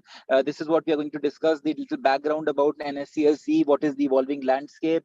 The three studies that I'm going to speak about is IMpower 110, 150, and 130, and later will be the summarization. Next slide, please. So we do know that NSCLC is a very important malignancy. If we talk about in our daily practice, about 80 to 85% of all lung cancers are NSCLC. Lung cancer is really there at the top if you talk about the Indian data or the world data in Globocon 2020. The median age is always on the higher side, 65, 70. Most of these patients present at a late stage when the patient is already metastasized to the malignancy has metastasized to other parts of the body.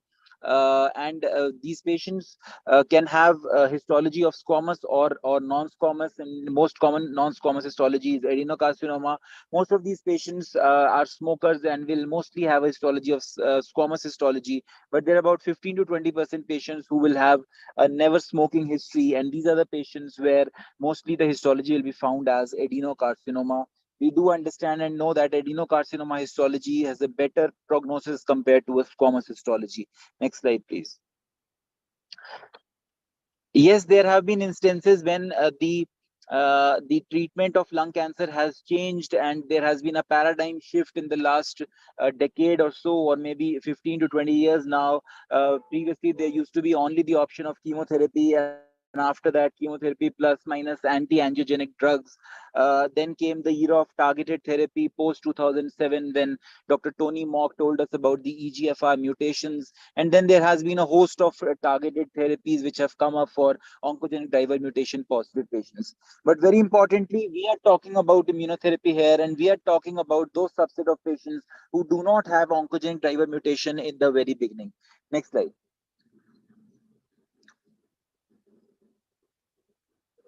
So it is very clear that if a patient has an oncogenic driver mutation, then the survival is definitely better as compared to patients who do not have an oncogenic driver mutation. And the Kaplan-Meier curve on the left-hand side of the screen tells us this very clearly. Also, very importantly, one has to understand that if we have a pie chart, which is on the right-hand side of the screen regarding the oncogenic driver mutations, most common mutation is the KRAS mutation, followed by the EGFR mutation. But look at the pointer, about 35% of the patients will not have any oncogenic driver mutations. So what about them? Why are these patients really being left out as far as the clinical trials are concerned? Probably in the last 3-4 years, they've been addressed. But then before that, there was not much talk about these patients. These 35% patients is like 1/3 of the whole gamut of patients. And can we do something to improve the survival of these patients as well, is what we are going to talk about. Next slide.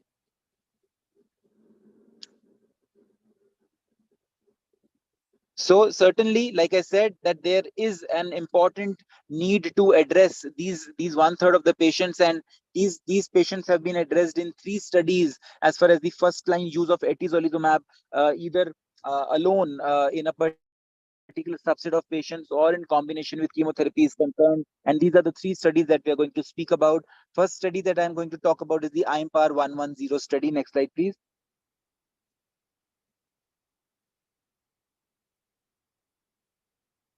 Next slide, please. So this study enrolled both squamous and non-squamous histology patients, very importantly, and it was this was a study design. It was a stage 4 non-squamous or squamous NSCLC patients.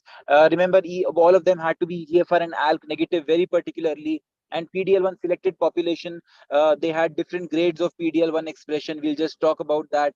And then they were randomized 1:1 to receive either atezo monotherapy, 1200 milligram Q3 weekly as a standard dose until progression or toxicity, or if it was the control arm, it was chemotherapy, and chemotherapy could be gem platinum in squamous or pemetrexed platinum in non-squamous, followed by pemetrexed maintenance.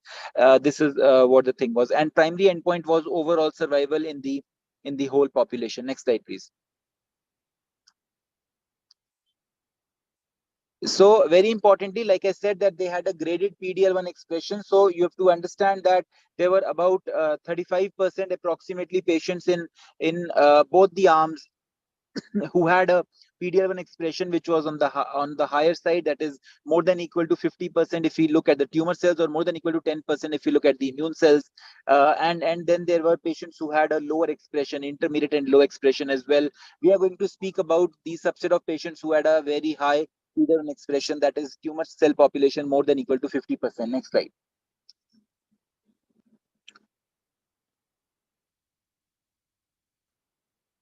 If you look at the baseline characteristics, they were well matched. Most of these patients had a non-squamous histology, like I mentioned in the beginning. Most of these patients, some of these patients were Asian ethnicity, and most of these patients had a good performance status of PS0, and they were both well balanced and matched between arm A and arm B. Next slide.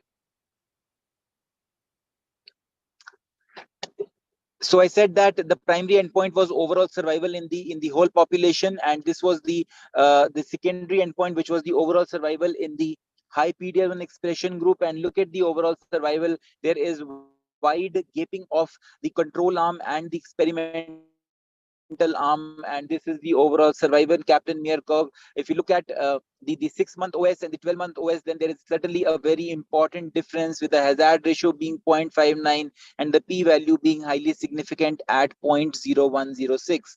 And the median OS was 20 months in the atezo monotherapy arm compared to 13 months in the chemotherapy arm. So a delta of 7 months with a high PDL1 expression makes this a positive study. Next slide. And if you look at the OS in the key subgroups, these were pertaining to the high PDL1 expression, then whether the patient had a squamous or a non-squamous histology, both of them benefited. If you look at whether the patients used to smoke or not, all of them benefited. And even the even the PS01, they benefited. So which means that it was a positive study, and a squamous or a non-squamous histology population with a high PDL1 expression, we may not give chemotherapy and resort to a atezo monotherapy and aim to achieve a higher OS compared to only chemotherapy. Next slide, please.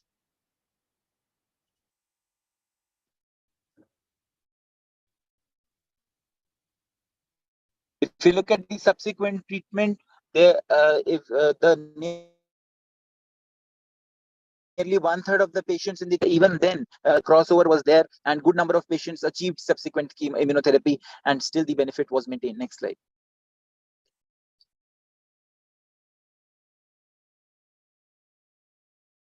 If you look at the PFS also generally, it may not be seen in an immunotherapy trial, but here the PFS also was significantly better, 8.1 versus 5 months in the favor of experimental arm. Next slide.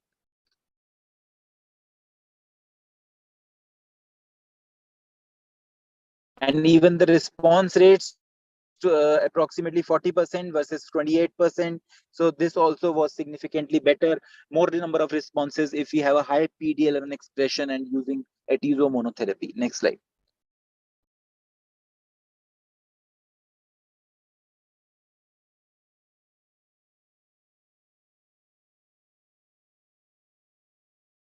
The updated safety analysis tells us that yes, in the atezo arm, there are going to be more immune related side effects, but that is understandable, and there nothing alarming was really found out, and this is something that over the years we have already learned to how to use immunotherapy, and this was manageable. Next slide.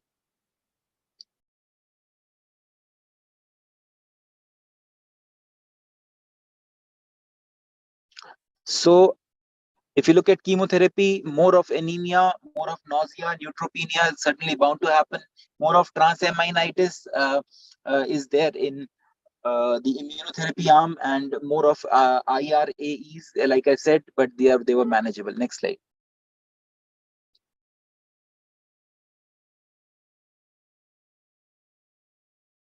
So the conclusion of IMpower 110 is that if you are going to speak about atezolizumab as monotherapy, it certainly was a positive study. If you are looking at the PDL1 high subset of NSCLC patients, this was both the histologies. Very important to remember, squamous or non-squamous, we don't have to bother. If we have a high PDL1 expression, we can easily use atezo monotherapy. Higher response rates, higher PFS, and certainly the gold standard endpoint overall survival also was high, with the HR of 0.59 and p-value being significant. The safety profile was also manageable, and the patients had a longer treatment exposure than patients who were treated with chemotherapy. Next slide, please. After IMpower 110, we have IMpower 150 now, and this is pertaining only to non-squamous histology, a phase 3 study where atezo plus chemotherapy plus bevacizumab also, that is ABCP regimen, was used in the first line in non-squamous NSCLC patients. Can we have the trial schema, please, in the next slide? This is the trial schema, and if you look at the trial schema, again, stage 4 NSCLC patients, non-squamous histology is a very important point, and these patients were chemo naive, and they were randomized to 3 arms. One was the control arm, which was paclitaxel, carboplatin, and bevacizumab. There was a second arm, which was paclitaxel, carboplatin, bevacizumab, and atezolizumab, and the third arm was atezo plus paclitaxel. And all these arms, they had a maintenance according to the protocol. And if you see the atezo plus bev plus paclitaxel arm and the paclitaxel plus carboplatin plus bevacizumab arm, they are category 1 recommendations. So it was a very well designed study where they were trying to compare the 2 category 1 recommendations by NCCN and pitch them against each other and try to see the co-primary endpoints being the PFS in the intention to treat population and OS in the intention to treat population. Next slide, please. Very important to remember that all these patients had EGFR and ALK negative. Like I said in the beginning, these are trials in the oncogenic driver mutation negative patients. We do understand that there is a rationale for using atezo plus bevacizumab combination.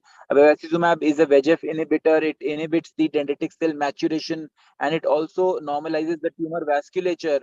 What it does is that it decreases the activity of the stem cells and the T regulatory cells. Chemotherapy-induced immunogenic cell death can trigger the release of tumor neoantigens, and once the tumor neoantigens are released, then the mechanism of action of atezolizumab is exactly on those, and that is why it improves the action of atezolizumab. Next slide.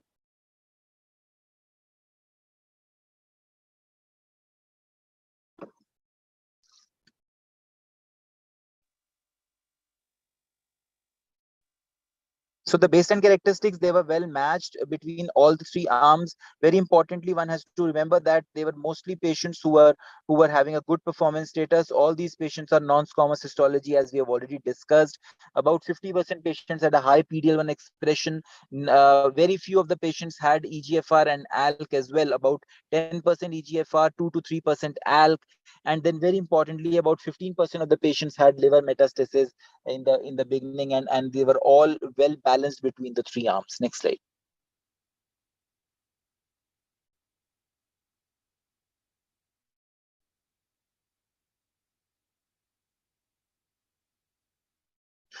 So this is the endpoint, which was the overall survival. And overall survival, as you can see, the control and the experimental arms, they have a good separation of Kaplan-Meier curves, be it the landmark OS of 12 months, 18 months, or 24 months. And there is a steady improvement in overall survival with a hazard ratio of 0.80 and a median OS of about 20 months versus 15 months, a delta of 5 months at that. This is comparison between arm B, which is atezo plus bev plus pacli carb, with arm C, which is bev plus pacli plus carb.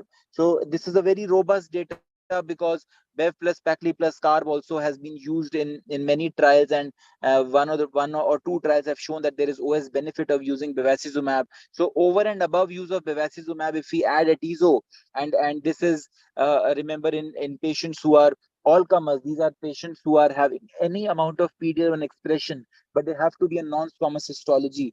Atezo plus bev plus paclicar combination is been seen to have an improvement of OS compared to bev plus chemotherapy arm. Next slide.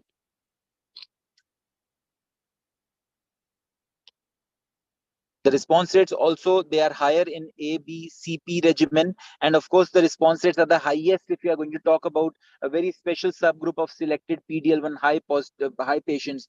But then even if we talk about the intention to treat population, 56% response rates was never seen with only immunotherapy. We just saw IMPAR 110 where the response rates were about 38%. So certainly addition of a bev plus atezo plus chemotherapy has increase the response rates to in excess of 55%. These are the response rates which you expect from a TKI, but then this is what we see here, which is certainly a very heartwarming for an oncologist. Next slide. Even the OS, if we see, it was observed across all the subgroups. Of course, the quantum of benefit was the highest in the PD-L1 high, but then if the PD-L1 was low, even then the benefit was maintained. Next slide. So what about patients who are EGFR mutant? So these patients, of course, had received EGFR TKIs in the beginning. Next slide. So this was in the second line that it was being used, that is ABCP regimen. We do understand and know that these patients are underrepresented in most of the clinical trials. This was a trial where they did have a representation. About 10% of these patients were there in this study. Next slide. And if you look at, although a small number, but if you look at the Kaplan-Meier curves, we see that if you look at the progression-free survival, it was about 9.7 versus 6 months. So and it was statistically significant. If you look at the hazard ratio, it was 0.59. So an important take home that if we have a EGFR mutant subgroup of patients who have had a progression on EGFR TKIs, then probably these patients can be given this combination, and an improvement of PFS against the standard bev plus pacli plus carb can be expected. Next slide. There is another subset of patients. So even the OS was improved in these EGFR mutant patients. Next slide. There is another subset of patients which is the response rates also were improved. Next slide.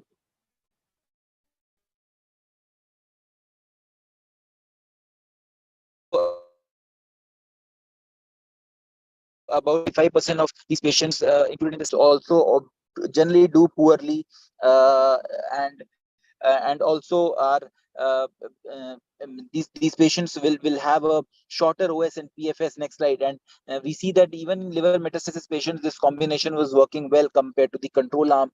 And if you look at the PFS was higher, and the delta of PFS between, next slide please, delta of PFS between ABCP versus bev plus paclicar was higher. And we look at the Kaplan-Meier curves, they are separating widely. Next slide.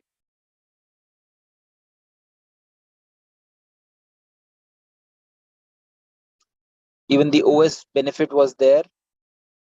If you look at the liver metastasis. Yeah, next slide, please. Next slide, please. Response rates also were higher, and early separation of Kaplan-Meier curves again is a very reassuring point for us that even liver metastasis patients, next slide, which are considered conventionally bad patients, this combination has been seen to improve the overall survival. So in key subgroups, next slide, be it a bulky disease patient, be it a patient where there is, next slide, where there is EGFR mutation, be it a patient where there is liver metastasis, this combination has worked very well. Next slide, please.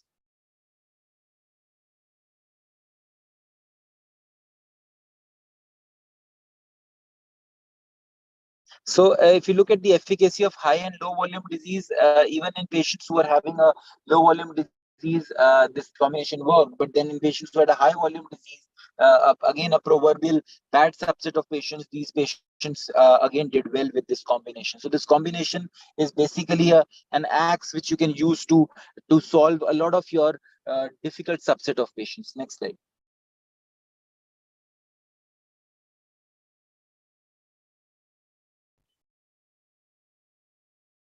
Next slide, please.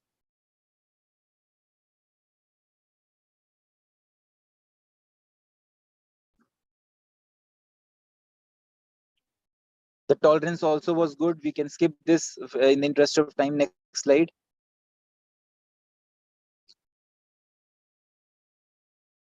So the conclusion is that this is a positive study with which it met its primary endpoint. First line use of ABCP regimen is the standard of care now, and clinical benefit was observed across key subgroups, and especially patients who are actually known to not do very well. Next slide. Next slide, please. Now we are going to speak about the IMPAR 130 study. Next slide, please. And IMPAR 130 study actually is a study again in the non-squamous histology setting. And next slide, please. Next slide. It is a phase 3 study of nab-paclitaxel and carboplatin with or without atezolizumab in the first line NSCLC patients, again non-squamous histology. Next slide, please. So this is a combination of atezo plus chemotherapy. There's going to be no bevacizumab here. And this is the trial design. Again, NSCLC patients who are non-squamous histology, PD-L1 H expression stratified with a good PS and EGFR ALK being negative. Patients of liver metastasis were allowed.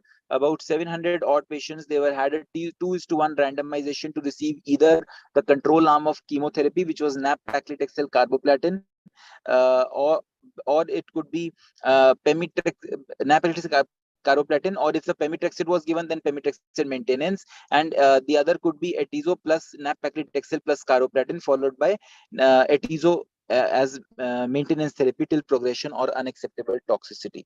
The doses were very standard which were used. The use of nab-paclitaxel actually was to provide a potential steroid sparing chemotherapy regimen. Next slide, please. The co-primary endpoint was PFS in the intention to treat population and OS in the intention to treat population. A well-balanced based on characteristics in both the arms, where we see that liver metastases were present in about 15% of the patients, about 15 to 20% of the patients in both the arms had a high PD-L1 expression. About 50% of the patients were PD-L1 negative as well in both the arms. Next slide. This is what we actually saw when we look at these results. The PFS was improved in favor of atezo plus nab-paclitaxel carboplatin as compared to only nab-pacli-carb in the intention to treat population, with the 12-month OS being the 12-month PFS being 42.5% versus 14%. So nearly that 3 times of PFS was seen with the atezo plus paclitaxel carboplatin. If we talk about the median PFS, it was 7 months versus 5.5 months. Next slide.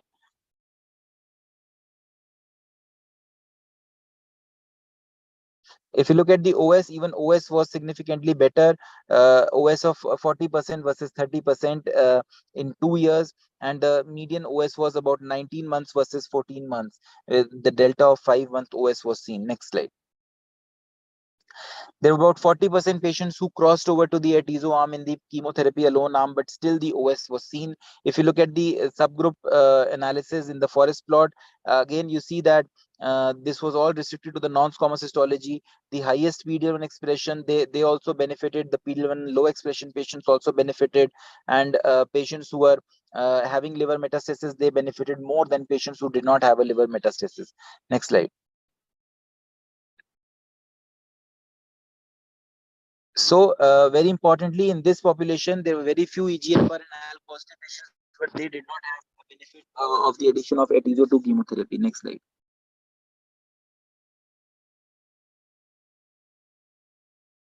Even the response rates were improved with atezo combination as compared to only chemotherapy, be it the intention to treat population or the high PD-11 expression population. Next slide.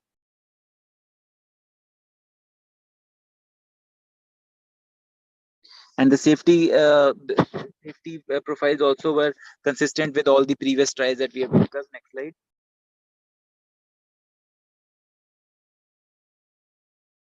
So important conclusion is that this is again a positive study in non-squamous histology patients where atezo plus chemotherapy can be added to chemotherapy alone, and this would result in an improvement in overall survival. These patients had a manageable safety profile, but this combination was not proven to be effective in patients who were second line EGFR or ALK positive patients post the use of TKI. So we have to carefully select our patients who would really benefit out of this particular combination of IO plus chemotherapy. Next slide. Yeah, so with this, I thank you all for your patient listening. The important summary is that atezolizumab has got an important role to play in the first-line metastatic NSCLC patients. We should use this combination while carefully selecting our patients so that the benefit of IO, either in a monotherapy or in combination, can be passed on to our patients. Thank you.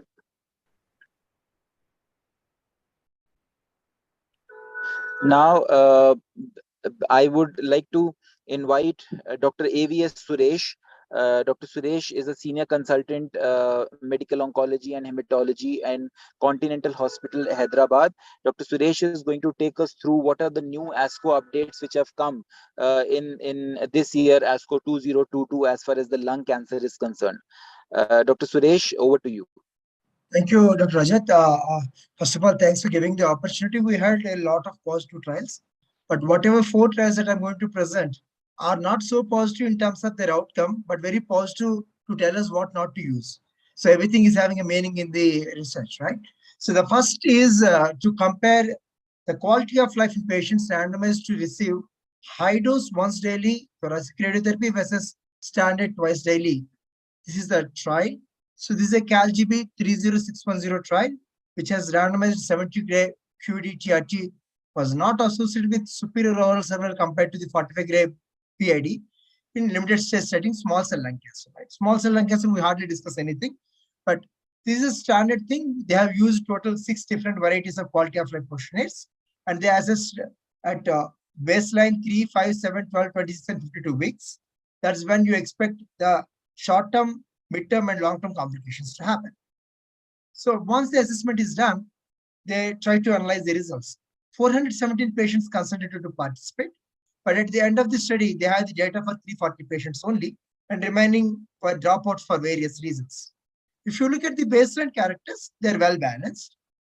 If you look at the FAT-L total score, it shows that it was significantly less in the QD arm. That means it is not that well tolerated.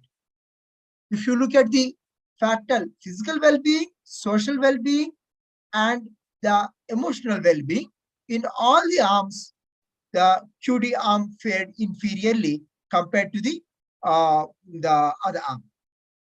Similarly, functional well-being, the FAT-L score, FAT-G score, and additional concern score also favored the short-term arm. So what does it mean? It means the FAT-L-TOI means worsening. That means less in the QD arm at week 3, greater in the QD arm at week 12. Similarly, the FAT-E also is having changes which are pretty much parallel to each other. Acute esophageal score was in BID arm and was in QD arm at week 12. So that means there are more short-term complications in the PD arm, more long-term in the OD arm. Difficulty in swallowing, parallel to the acute esophageal score as expectedly, no difference. EQ5D, lesser worsening in the QD arm at week 3. Mean worsening of anxiety is less in the QD arm at week 5. So what does it mean? So it means both QD and PAD radiation regimens are well tolerated. So something is superior at week 3, but something is superior at week 12. So in other words, the QD arm once daily has better quality of life in the short term, but worse at week 12. So you need to really individualize whether you want to use OD dose or BD dose. OD dose was perceived to be less inconvenient compared to the BD dose because the acute period is tied over in a better way. So that's the first study. Coming to the second study, we always debate why 2, 4, 6, why not 2 and 3? Very interesting question that was answered. 2 cycles versus 3 cycles of neoadjuvant sintilimab plus platinum doublet chemotherapy in patients with resectable non-small cell lung cancer. It is called NEOSCORE study. It's a single center 2-arm phase 2 trial.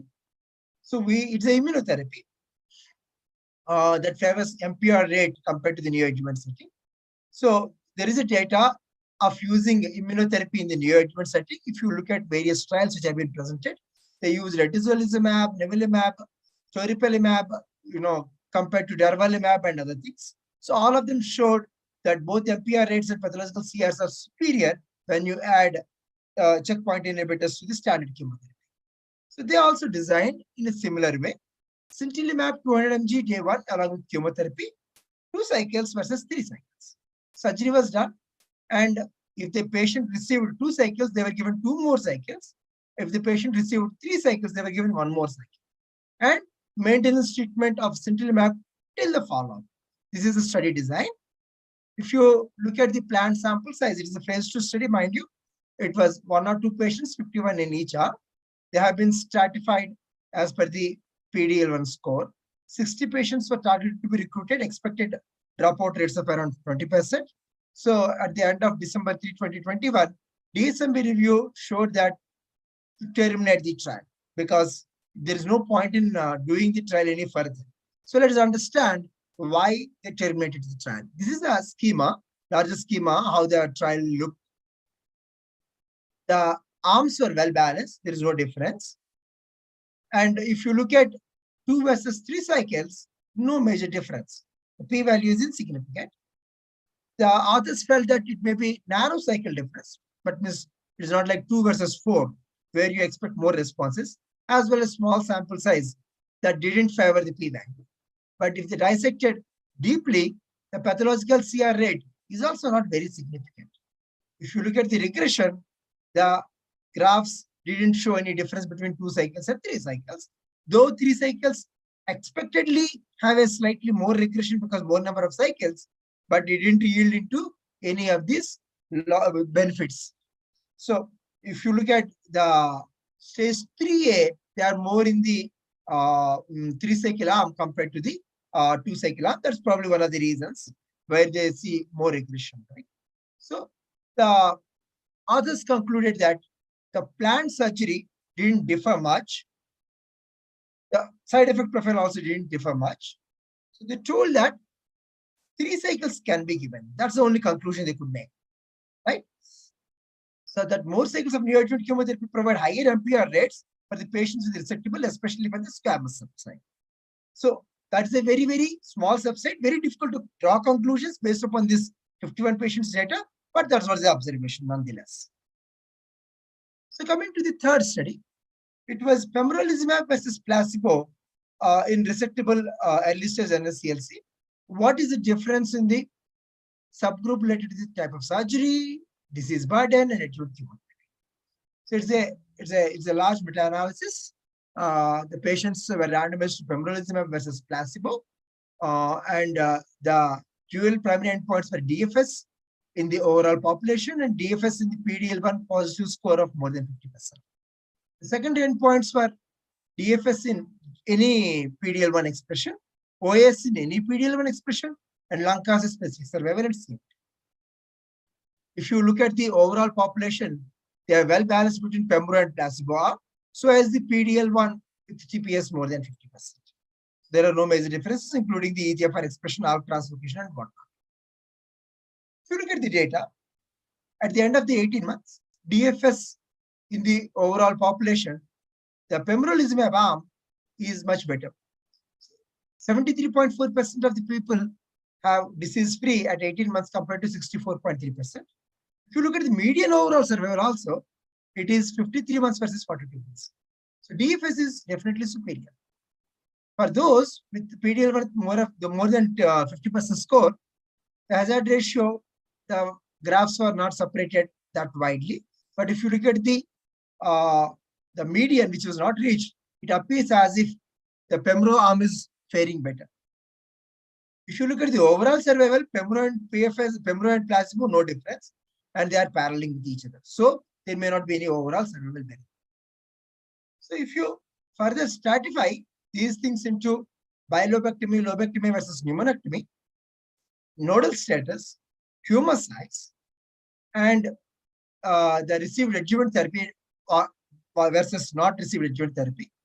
In the adjuvant therapy, the type of platinum, carbo, cis, or carbo and cis based, sometimes whatever is the differences, and type of adjuvant therapy, that is carbopacli versus carbovinerolibine versus gemcitabine cisplatin versus gemcitabine vinorelibine versus others. So if you look at these subsets also, they are very well balanced. There is no big difference.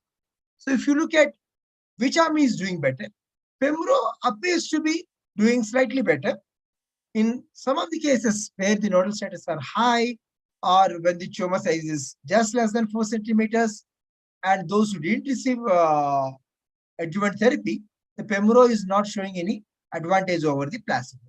So these are the subsets probably where you may not consider Pembro in these cases. The author concluded that together with overall efficacy and safety findings, these data support the benefit of adjuvant pembrolizumab for stage 1B, that is tumor size more than 4 centimeters.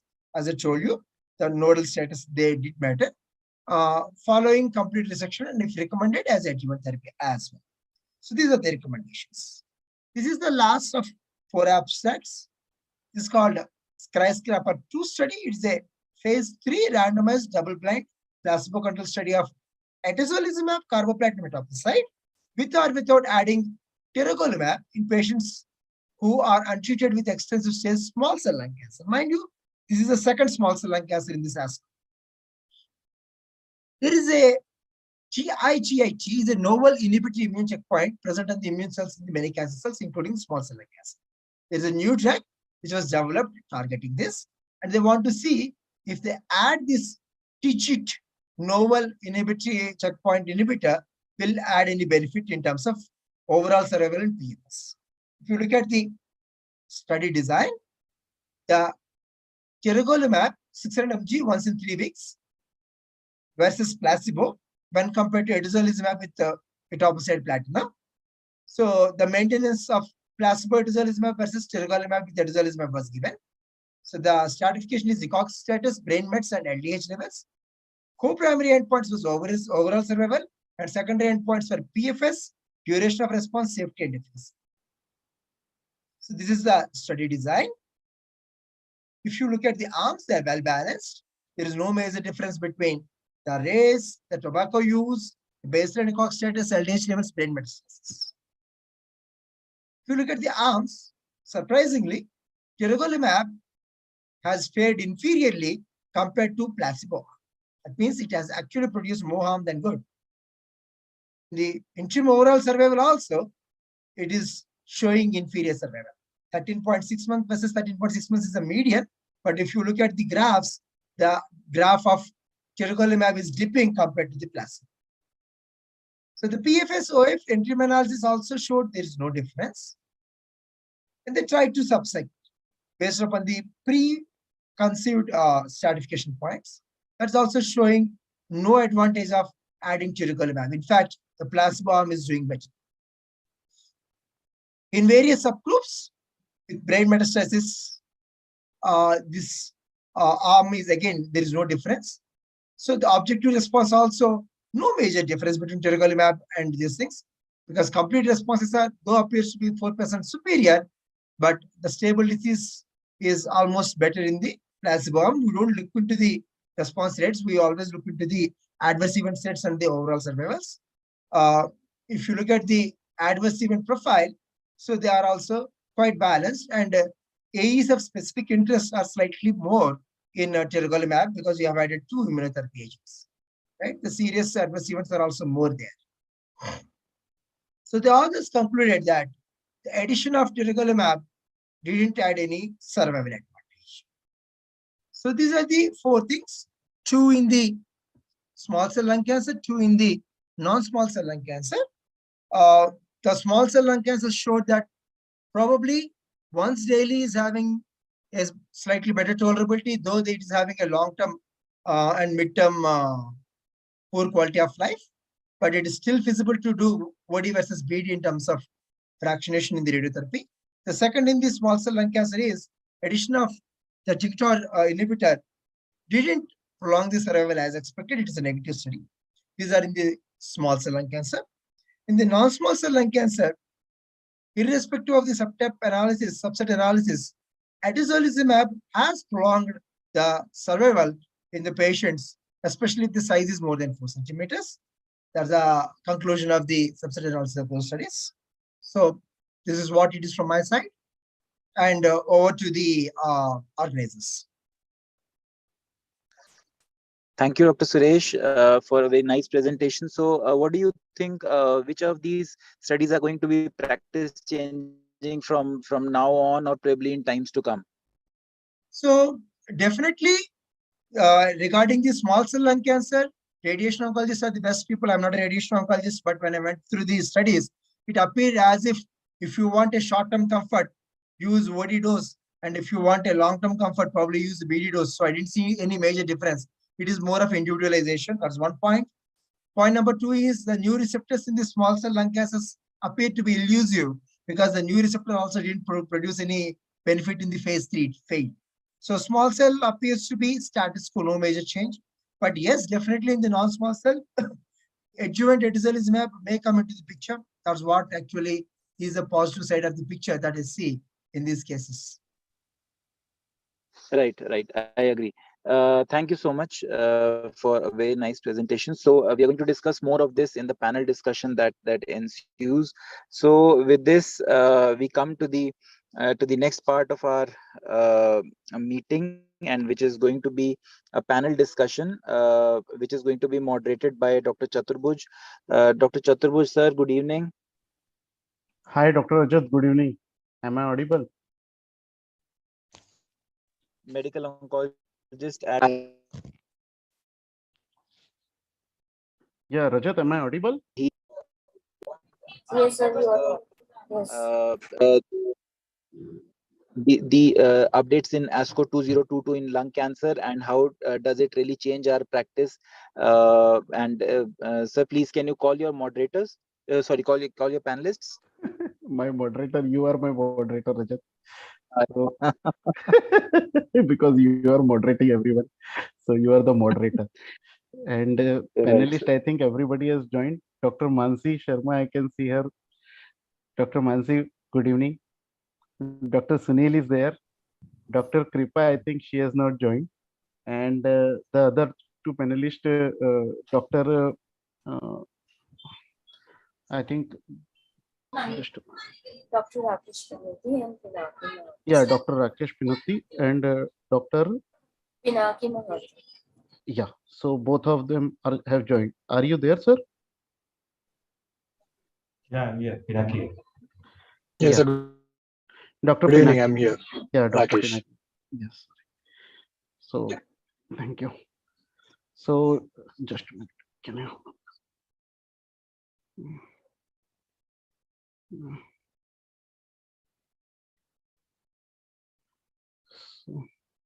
So, let's start the panel discussion. We are already late. So, Dr. Pinaki and Dr. Rakesh. Okay, fine. So let's start the panel discussion, and I have kept these slides very simple, and I kept two cases, basically one non-small cell lung cancer and one small cell lung cancer. And I think somebody can correct me if I am wrong in this presentation, because I prepared these slides on my own. So let's start with the presentation. Yeah. So the small pace of lung carcinoma chemotherapy was this is my favorite slide. Professor Kennedy, he first recognized that advanced lung cancer could respond to chemotherapy, and it was first presented in 1948. And I think most of us, we are from the same era of means this era where we were learning about the role of chemotherapy in metastatic setting, and then we started learning the role of chemotherapy in adjuvant setting of non-small cell lung cancer. And when we all started our practice, we saw all of this discussion coming up, like initially EGFR directed therapies, and then PDL1 therapies. So adjuvant chemotherapies improve survival. This is the old slide. And when we started, I think when we started our residency, we were aware of only this data. So that used to be the time when this used to be the most favorite slide for examiners, and they keep on asking us what is the role of adjuvant chemotherapy, in which setting you will give chemotherapy, which chemotherapy you will give, and ANITA trial, adjuvant lung trial. So all those things were our favorite trials. But now coming to ESCO 2022, after this ESCO 2022, there is one common question. So after all of this, lot of presentation, we came to this question, which I find that is adjuvant or neoadjuvant chemotherapy enough, or we are means it's not enough. So before I move on, I want to make a submission that we keep on discussing so much of data, so much of new things, but we always tend to means forget one thing, that these drugs are practically not available. Means to be very honest, I will start with myself. I have not used these drugs in adjuvant or neoadjuvant setting till now. Although I've used these drugs in small cell and non-small cell in metastatic setting, but not in neoadjuvant and adjuvant setting. So I would like to know from you all before I start this presentation. So I think Dr. Mansi, she has the most enormous experience with Rajiv Gandhi. So Dr. Mansi, in which of the following settings you have clinical experience with these drugs? Can you please enumerate? Yeah, well, we use them. I mean, we've used it as a single agent in both, in NSCLC metastatic setting. SCLC, we've started giving atezolizumab. We mostly use atezolizumab in combination in extensive stage. We've given it to around, I think, 5, 6 patients, I think. So we'll hopefully try to collate the data maybe by next year. And we did have a neoadjuvant trial running in Rajiv Gandhi, the Asian trial. So we had around 3, 4 patients on that. So we gave neoadjuvant durvalumab along with chemotherapy in that. So I do have some experience, and well, affordability is always an issue, but for whoever who can afford, yes, we're giving. Excellent. So I was expecting from you that you must have used it in across all the setting, and that's true. Dr. Pinaki, can you tell me about your experience? Means you can also add on that whether you have used in only metastatic setting, or means we will be glad to hear if you have used in a neoadjuvant or adjuvant setting. Only in the metastatic setting. I have started discussing with the patient. So, sir, I have. Yeah, but only in the metastatic setting I have used, not in the neoadjuvant adjuvant still. But I have started discussing with the patients the pros and cons of using in the neoadjuvant setting. Yeah, Dr. Rakesh. Sorry, never in the neoadjuvant or adjuvant setting, sir. Only in the metastatic setting. But across both NSCLC and SCLC, you have used in metastatic setting. Both NSCLC, SCLC in the metastatic setting, but never in the adjuvant or neoadjuvant settings. Okay. And Dr. Sunil, sir? So I have used in metastatic setting NSCLC as well as extensive small cell, and have used atezolizumab as adjuvant in 2 patients till now. So Excellent. they are undergoing, they are on adjuvant atezolizumab. Excellent. So personally, I have not used in neoadjuvant or adjuvant setting. I have also used only in metastatic setting, and that too more in non-small cell lung cancer rather than small cell lung cancer. So without wasting time, let's quickly go on to case 1. So I kept this case very simple for discussion. Mr. X was a 35-year-old gentleman who was complaining of breathlessness and chest pain, and he had a significant smoking history, and he went to a general physician where he underwent CT scan, head and chest and brain, and he was found to have a right apical segment mass 3.5 by 5 centimeter. There was no significant lymphadenopathy. A biopsy was done from that mass, and it was suggestive of non-small cell lung cancer adenocarcinoma.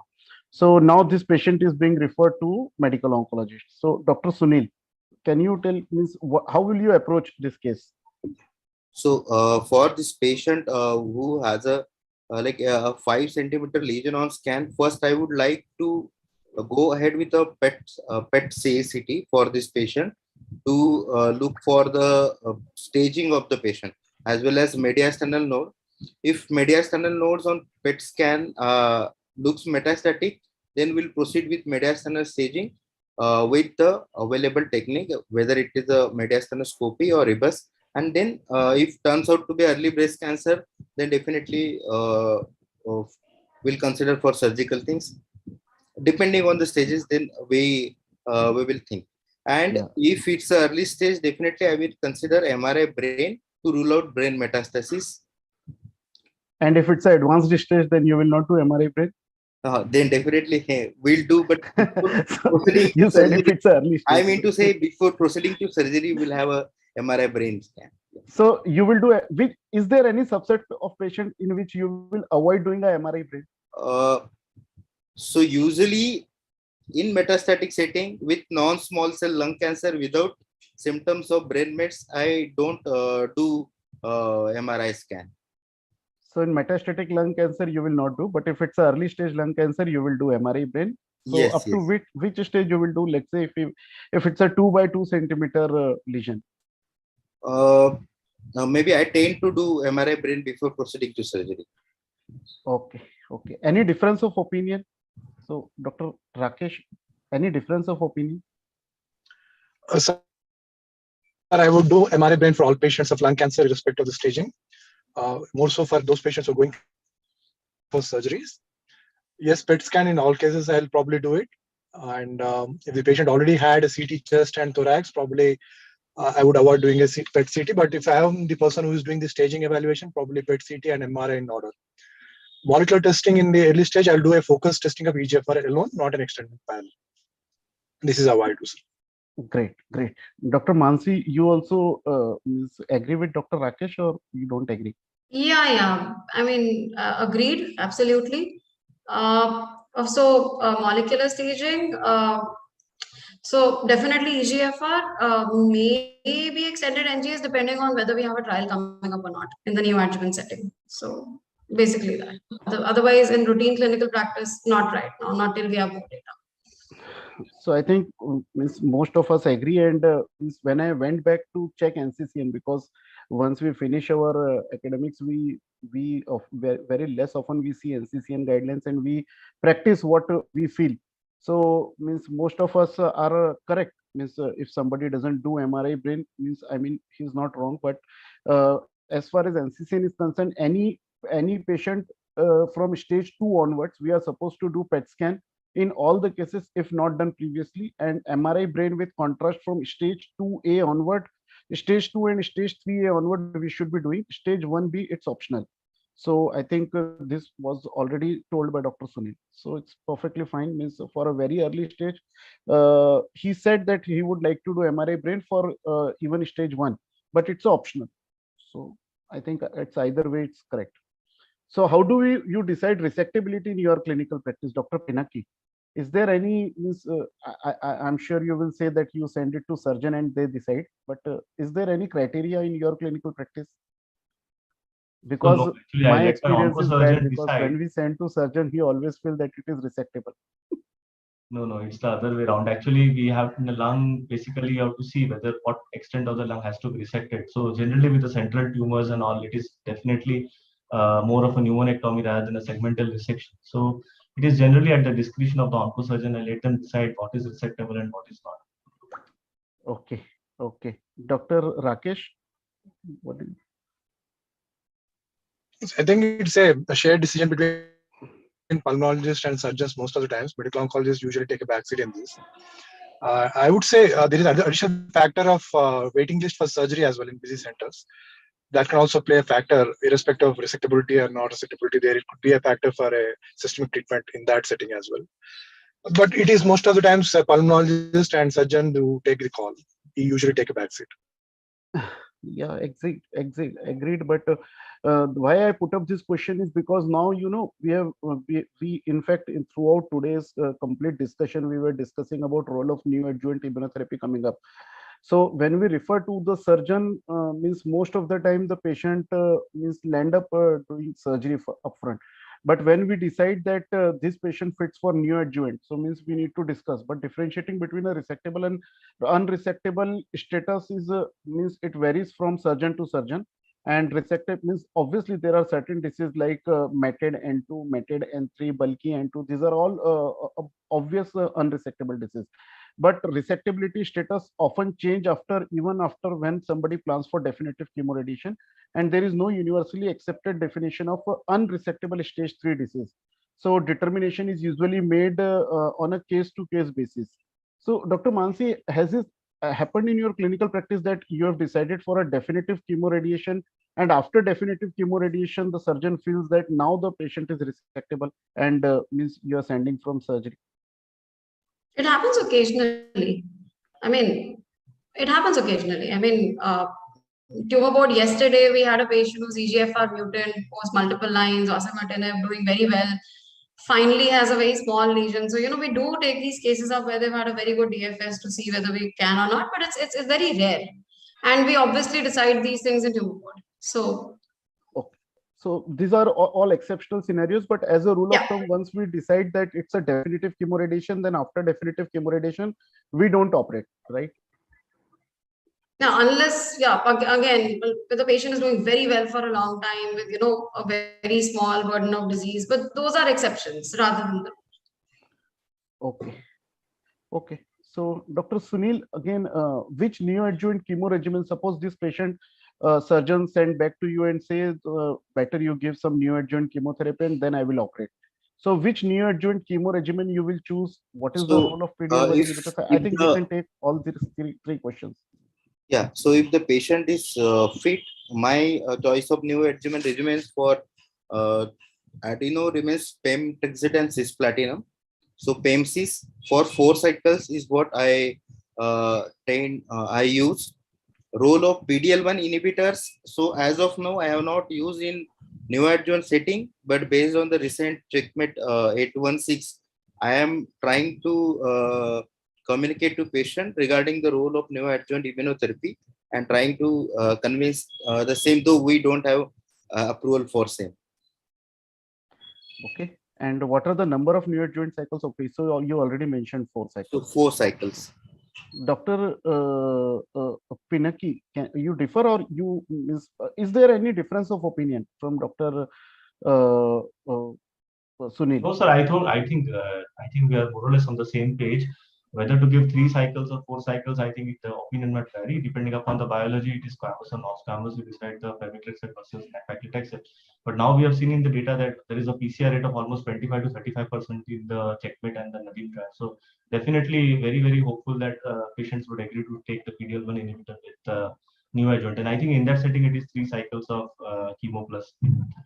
Is there any downside of using PD-L1 inhibitor? Let's say patient is completely affording, he says means money is no constraint and PD-L1 is by TPS more than 50% and the patient is absolutely fit and fine, no autoimmune disorders. So means I think they have recommended that you should not use PD-L1 then in the adjuvant setting. That is one thing that I saw. No, in neoadjuvant. Is there If you any have used in the downside of neoadjuvant, using? you are not supposed to use in the adjuvant, something like that. Okay. Is there any downside, Dr. Rakesh? Do you feel that there is some downside of using a PD-L1 inhibitor in the neoadjuvant setting? I'm not sure because there is no data forthcoming saying that surgical outcomes are bad or surgical delays are going to progress the patient. But I think the 2 cycles of nivolumab previously was one study that showed a major pathological complete responses, pathological responses. And now the phase 2 Nadim and the checkmate 816 are showing a better pathological complete responses, but we are still skeptical about how much it is going to translate into survival. So I'm not going to push for it, but it's an option for those patients who can afford for it. I don't think so there will be any major downtrends. Yeah, I think somebody can correct me if I'm wrong, but I read it that if we use PD-L1 inhibitor, the surgical colleagues, they may have more problem in operating, and there were more rates of thoracotomy after using PD-L1 inhibitor in the neoadjuvant setting as compared to only chemotherapy, and majority of the patients, they landed up with thoracotomy. So this is something which is the downside. And the positive side, we have already seen checkmate 816 neoadjuvant nivolumab plus chemotherapy. It has shown significant improvement. And if you see the PCR rate, so this was the checkmate 816, which I think Dr. Pinaki was telling. So in checkmate 816, pathological complete response were seen in majority of the patients, and this pathological complete response means like in breast cancer, we've seen pathological complete response turning out to into overall survival. So this was seen in this checkmate 816, but it's too early, as was said by most of the panelists, and we need to learn more from these points. But this is a very good evolving data. Similarly, Nadim 2 was shown by in his presentation by Dr. Rishabh Kothari. So he presented this trial in detail, and he has shown that this in Nadim 2, nivolumab plus paclitaxel was used for 3 cycles, followed by surgery, followed by only adjuvant nivolumab, and then follow-up. And this trial has also shown very good response rate with neoadjuvant nivolumab with chemotherapy. Similarly, we have the role of neoadjuvant atezolizumab, although this is a phase 2 trial. But when all the 39 patients, they were assessed for eligibility, out of which 30 patients they received neoadjuvant atezolizumab, and 26 patients they underwent successful R0 resection. So I think these are all the data which came up, and this is the neoadjuvant immunochemotherapy clinical trial data which is going on. And the last speaker, Dr. Suresh sir, I think he presented the data of 2 cycles versus 3 cycles of neoadjuvant nivolumab with chemotherapy, and that ASCO 2022 has already shown that 3 cycles were found better than 2 cycles of nivolumab plus chemotherapy. So this all are new drugs: toripalimab, nivolumab, atezolizumab, platinum doublets, followed by durvalumab, and also AstraZeneca is extensively investigating durvalumab in the neoadjuvant setting after its phenomenal success in the adjuvant setting in Pacific trial. So more and more neoadjuvant immunotherapy data is coming up. So this patient underwent surgery finally. So this patient didn't receive any neoadjuvant therapy. The surgeon changed his mind and he did surgery. Final histopathology was adenocarcinoma T3N0. All EGFR, all cross-mat was negative. PDL1 was 60%. So Dr. Mansi, which factors, what next you will do? This patient comes to you after surgery. So what factors you consider means before giving for adjuvant chemotherapy, or this, what will you do with this patient? No, hang on. He received NSCT. No, he didn't receive NSCT. Surgeon changed his mind. He said he can operate. He operated and it was finally T3N0. Okay, all right. Okay. So he's molecularly negative. Okay. Yeah, We adenocarcinoma T3N0 post surgery.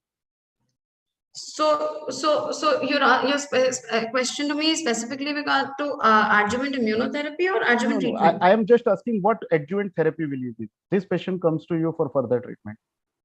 So chemo, yes. Immuno. What was the PDL1 positivity? I'm sorry. 50%. PDL1 was TPS was 60%. Okay. So not sure about immuno. Not sure about immuno. Doctor, any difference of opinion? Dr. Rakesh?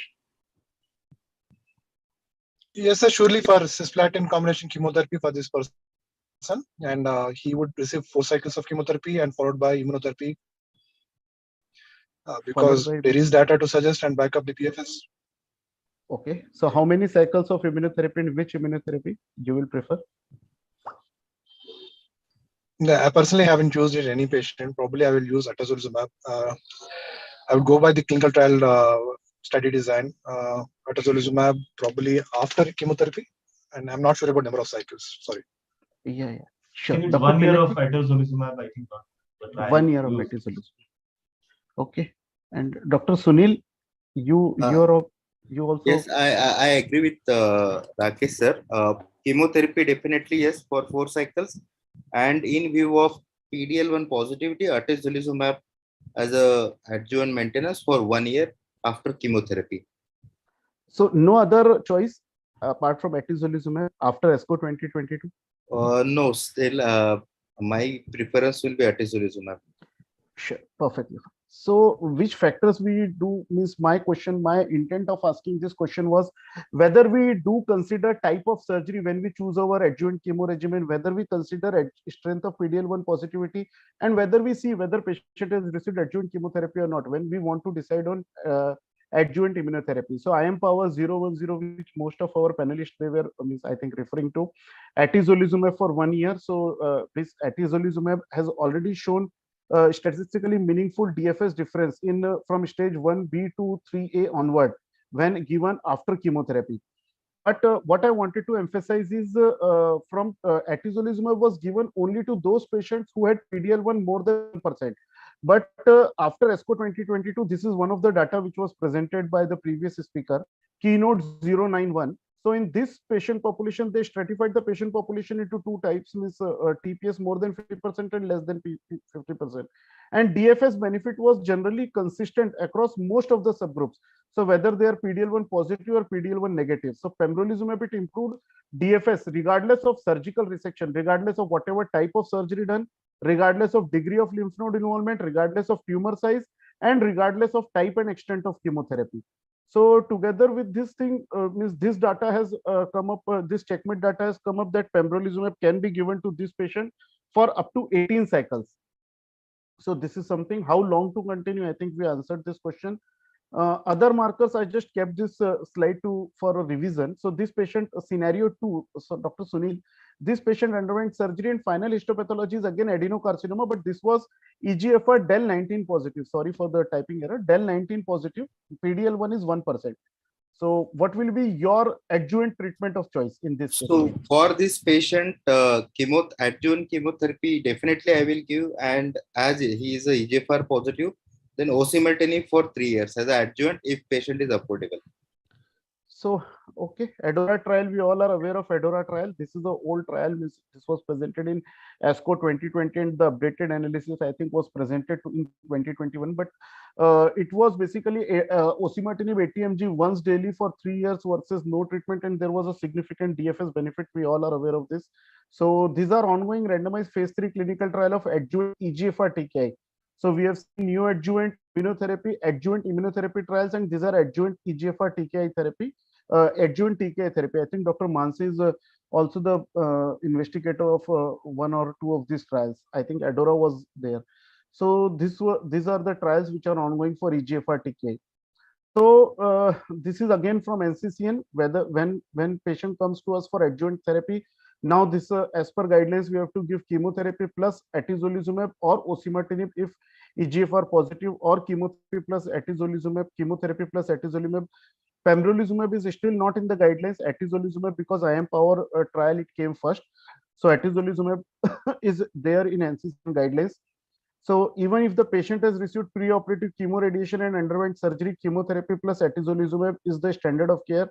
And most of our panelists, they also, I think, are more familiar with atezolizumab. However, if the patient has underwent definitive chemoradiation, then everywhere it's durvalumab, and there is no role of atezolizumab. So lessons learned, I tried to keep only 5 points simple, which I learned from after ESCO 2022. Role of NGS in early stage NSCLC is evolving, and as far as possible, all early stage patients should undergo broad spectrum NGS for all molecular markers. Only neoadjuvant chemo is not enough, and coming decade may change the entire armamentarium by introducing PDL1 therapy in the neoadjuvant setting, because we have seen in the nivolumab trial how much statistically significant PCR difference can make. Only adjuvant chemotherapy is not sufficient now for most patients, and most patients, they require chemotherapy followed by either EGFR directed therapy or immunotherapy. So patients who receive definitive chemoradiation are candidates for durvalumab, and patients who underwent surgical resection and received adjuvant chemotherapy are candidates for either adjuvant osimertinib or adjuvant atezolizumab. So quickly, I will just go through in the interest of time. Case 2, I have to finish small cell lung cancer also. So 74-year-old male, he was a retired government servant, a heavy smoker. He presented with dyspnea and cough. He was ECOG PS2 at presentation, and on chest X-ray, there was a right upper lobe mass. He underwent CT scan. It was again showing a right upper lobe mass with mediastinal and hilar lymphadenopathy and multiple bone and liver lesions. And MRI brain was done. There was no metastatic disease. So he underwent a biopsy and IHC, and biopsy was suggestive of extensive stage small cell lung cancer because he had multiple bony and liver lesions. So Dr. Sunil, what will be your treatment option? Means what will be your choice? I know all of the options which I mentioned are probably all of them are correct. For this patient, I would like to use atezolizumab plus itopo carbo chemotherapy for 4 cycles, and then followed by maintenance atezolizumab. And you will prefer durvalumab plus this patient has no brain mets at baseline, so preferably when I use durvalumab whenever patient has a brain metastasis at patient. Okay, I hope And the also the Gazeta people are not number listening of, to. yes, So, Dr. Mansi, what is your treatment of choice?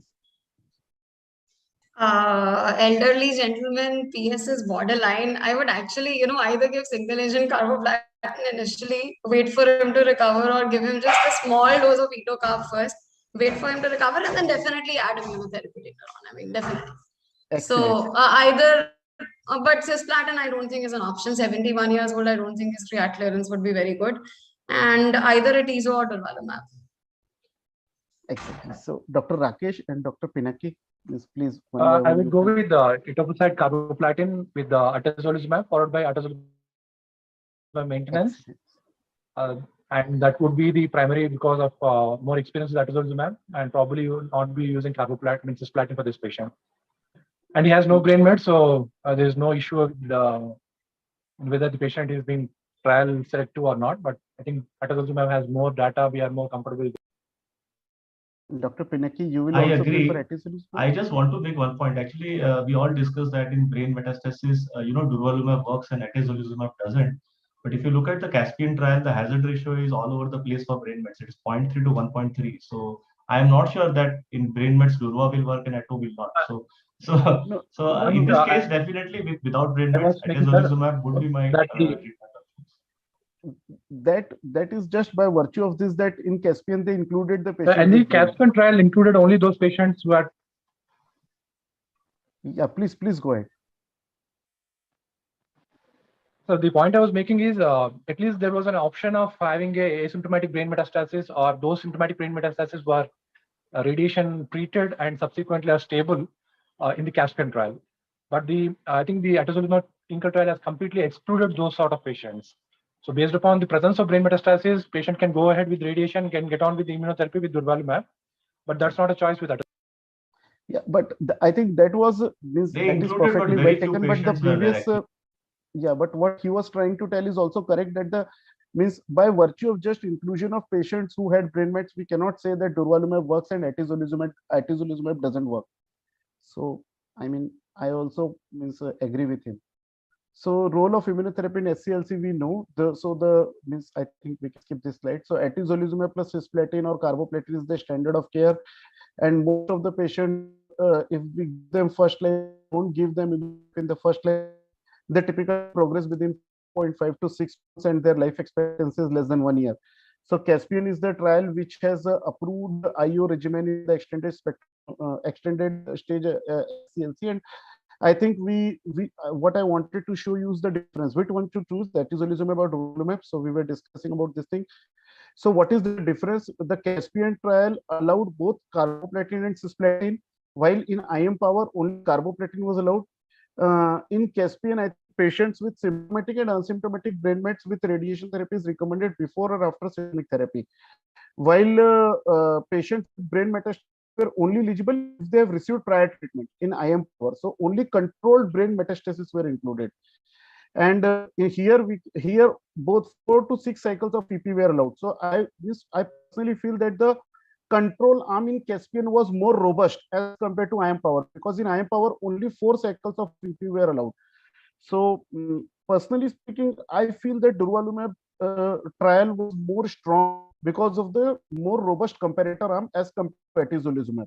But by saying this, I doesn't at all mean that we can make this cross trial comparison. Obviously, we should not do that. And if somebody has more experience with atezolizumab, I think it's perfectly fine to use atezolizumab.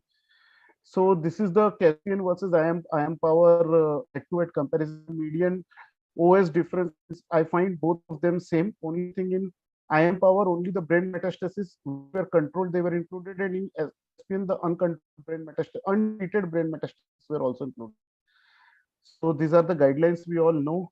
So in the interest of time, I will not take much time, and I will quickly come to the conclusion. So durvalumab plus EP is the standard of care, or atezolizumab plus platinum-based doublet is the standard of care. And whenever possible, we should try to give first-line IO agent with chemotherapy. But I agree with Dr. Mansi that the patient was PS2, so better to give some induction regimen first, and make fit to receive this therapy. And I think we all know these points. So one important point just I wanted to highlight, because I learned it for the first time, so I wanted to highlight it, that in Caspian, the IO agent, the administration schedule is very much different. And in induction, it was given 3 weekly for 4 cycles, but in maintenance, it was given every 4 weekly. This for durvalumab. In fact, for nivolumab trial in the neoadjuvant setting, the dose was 360 mg every 3 weekly. So I find a lot of differences in dose of IO agents, which means which we need to keep in mind whenever we plan uh, some neoadjuvant or adjuvant therapy, because the doses and schedule are very much different. So with this, I thank all my panelists, and in the interest of time, I presented it. I completed in time. Thank you. And over to Thank you. Dr. Thank you, sir. Thank you for a very nice moderation of the discussion on lung cancer. Both the NSCLC and the SCLC part was covered. I thank all the panelists for their very active participation.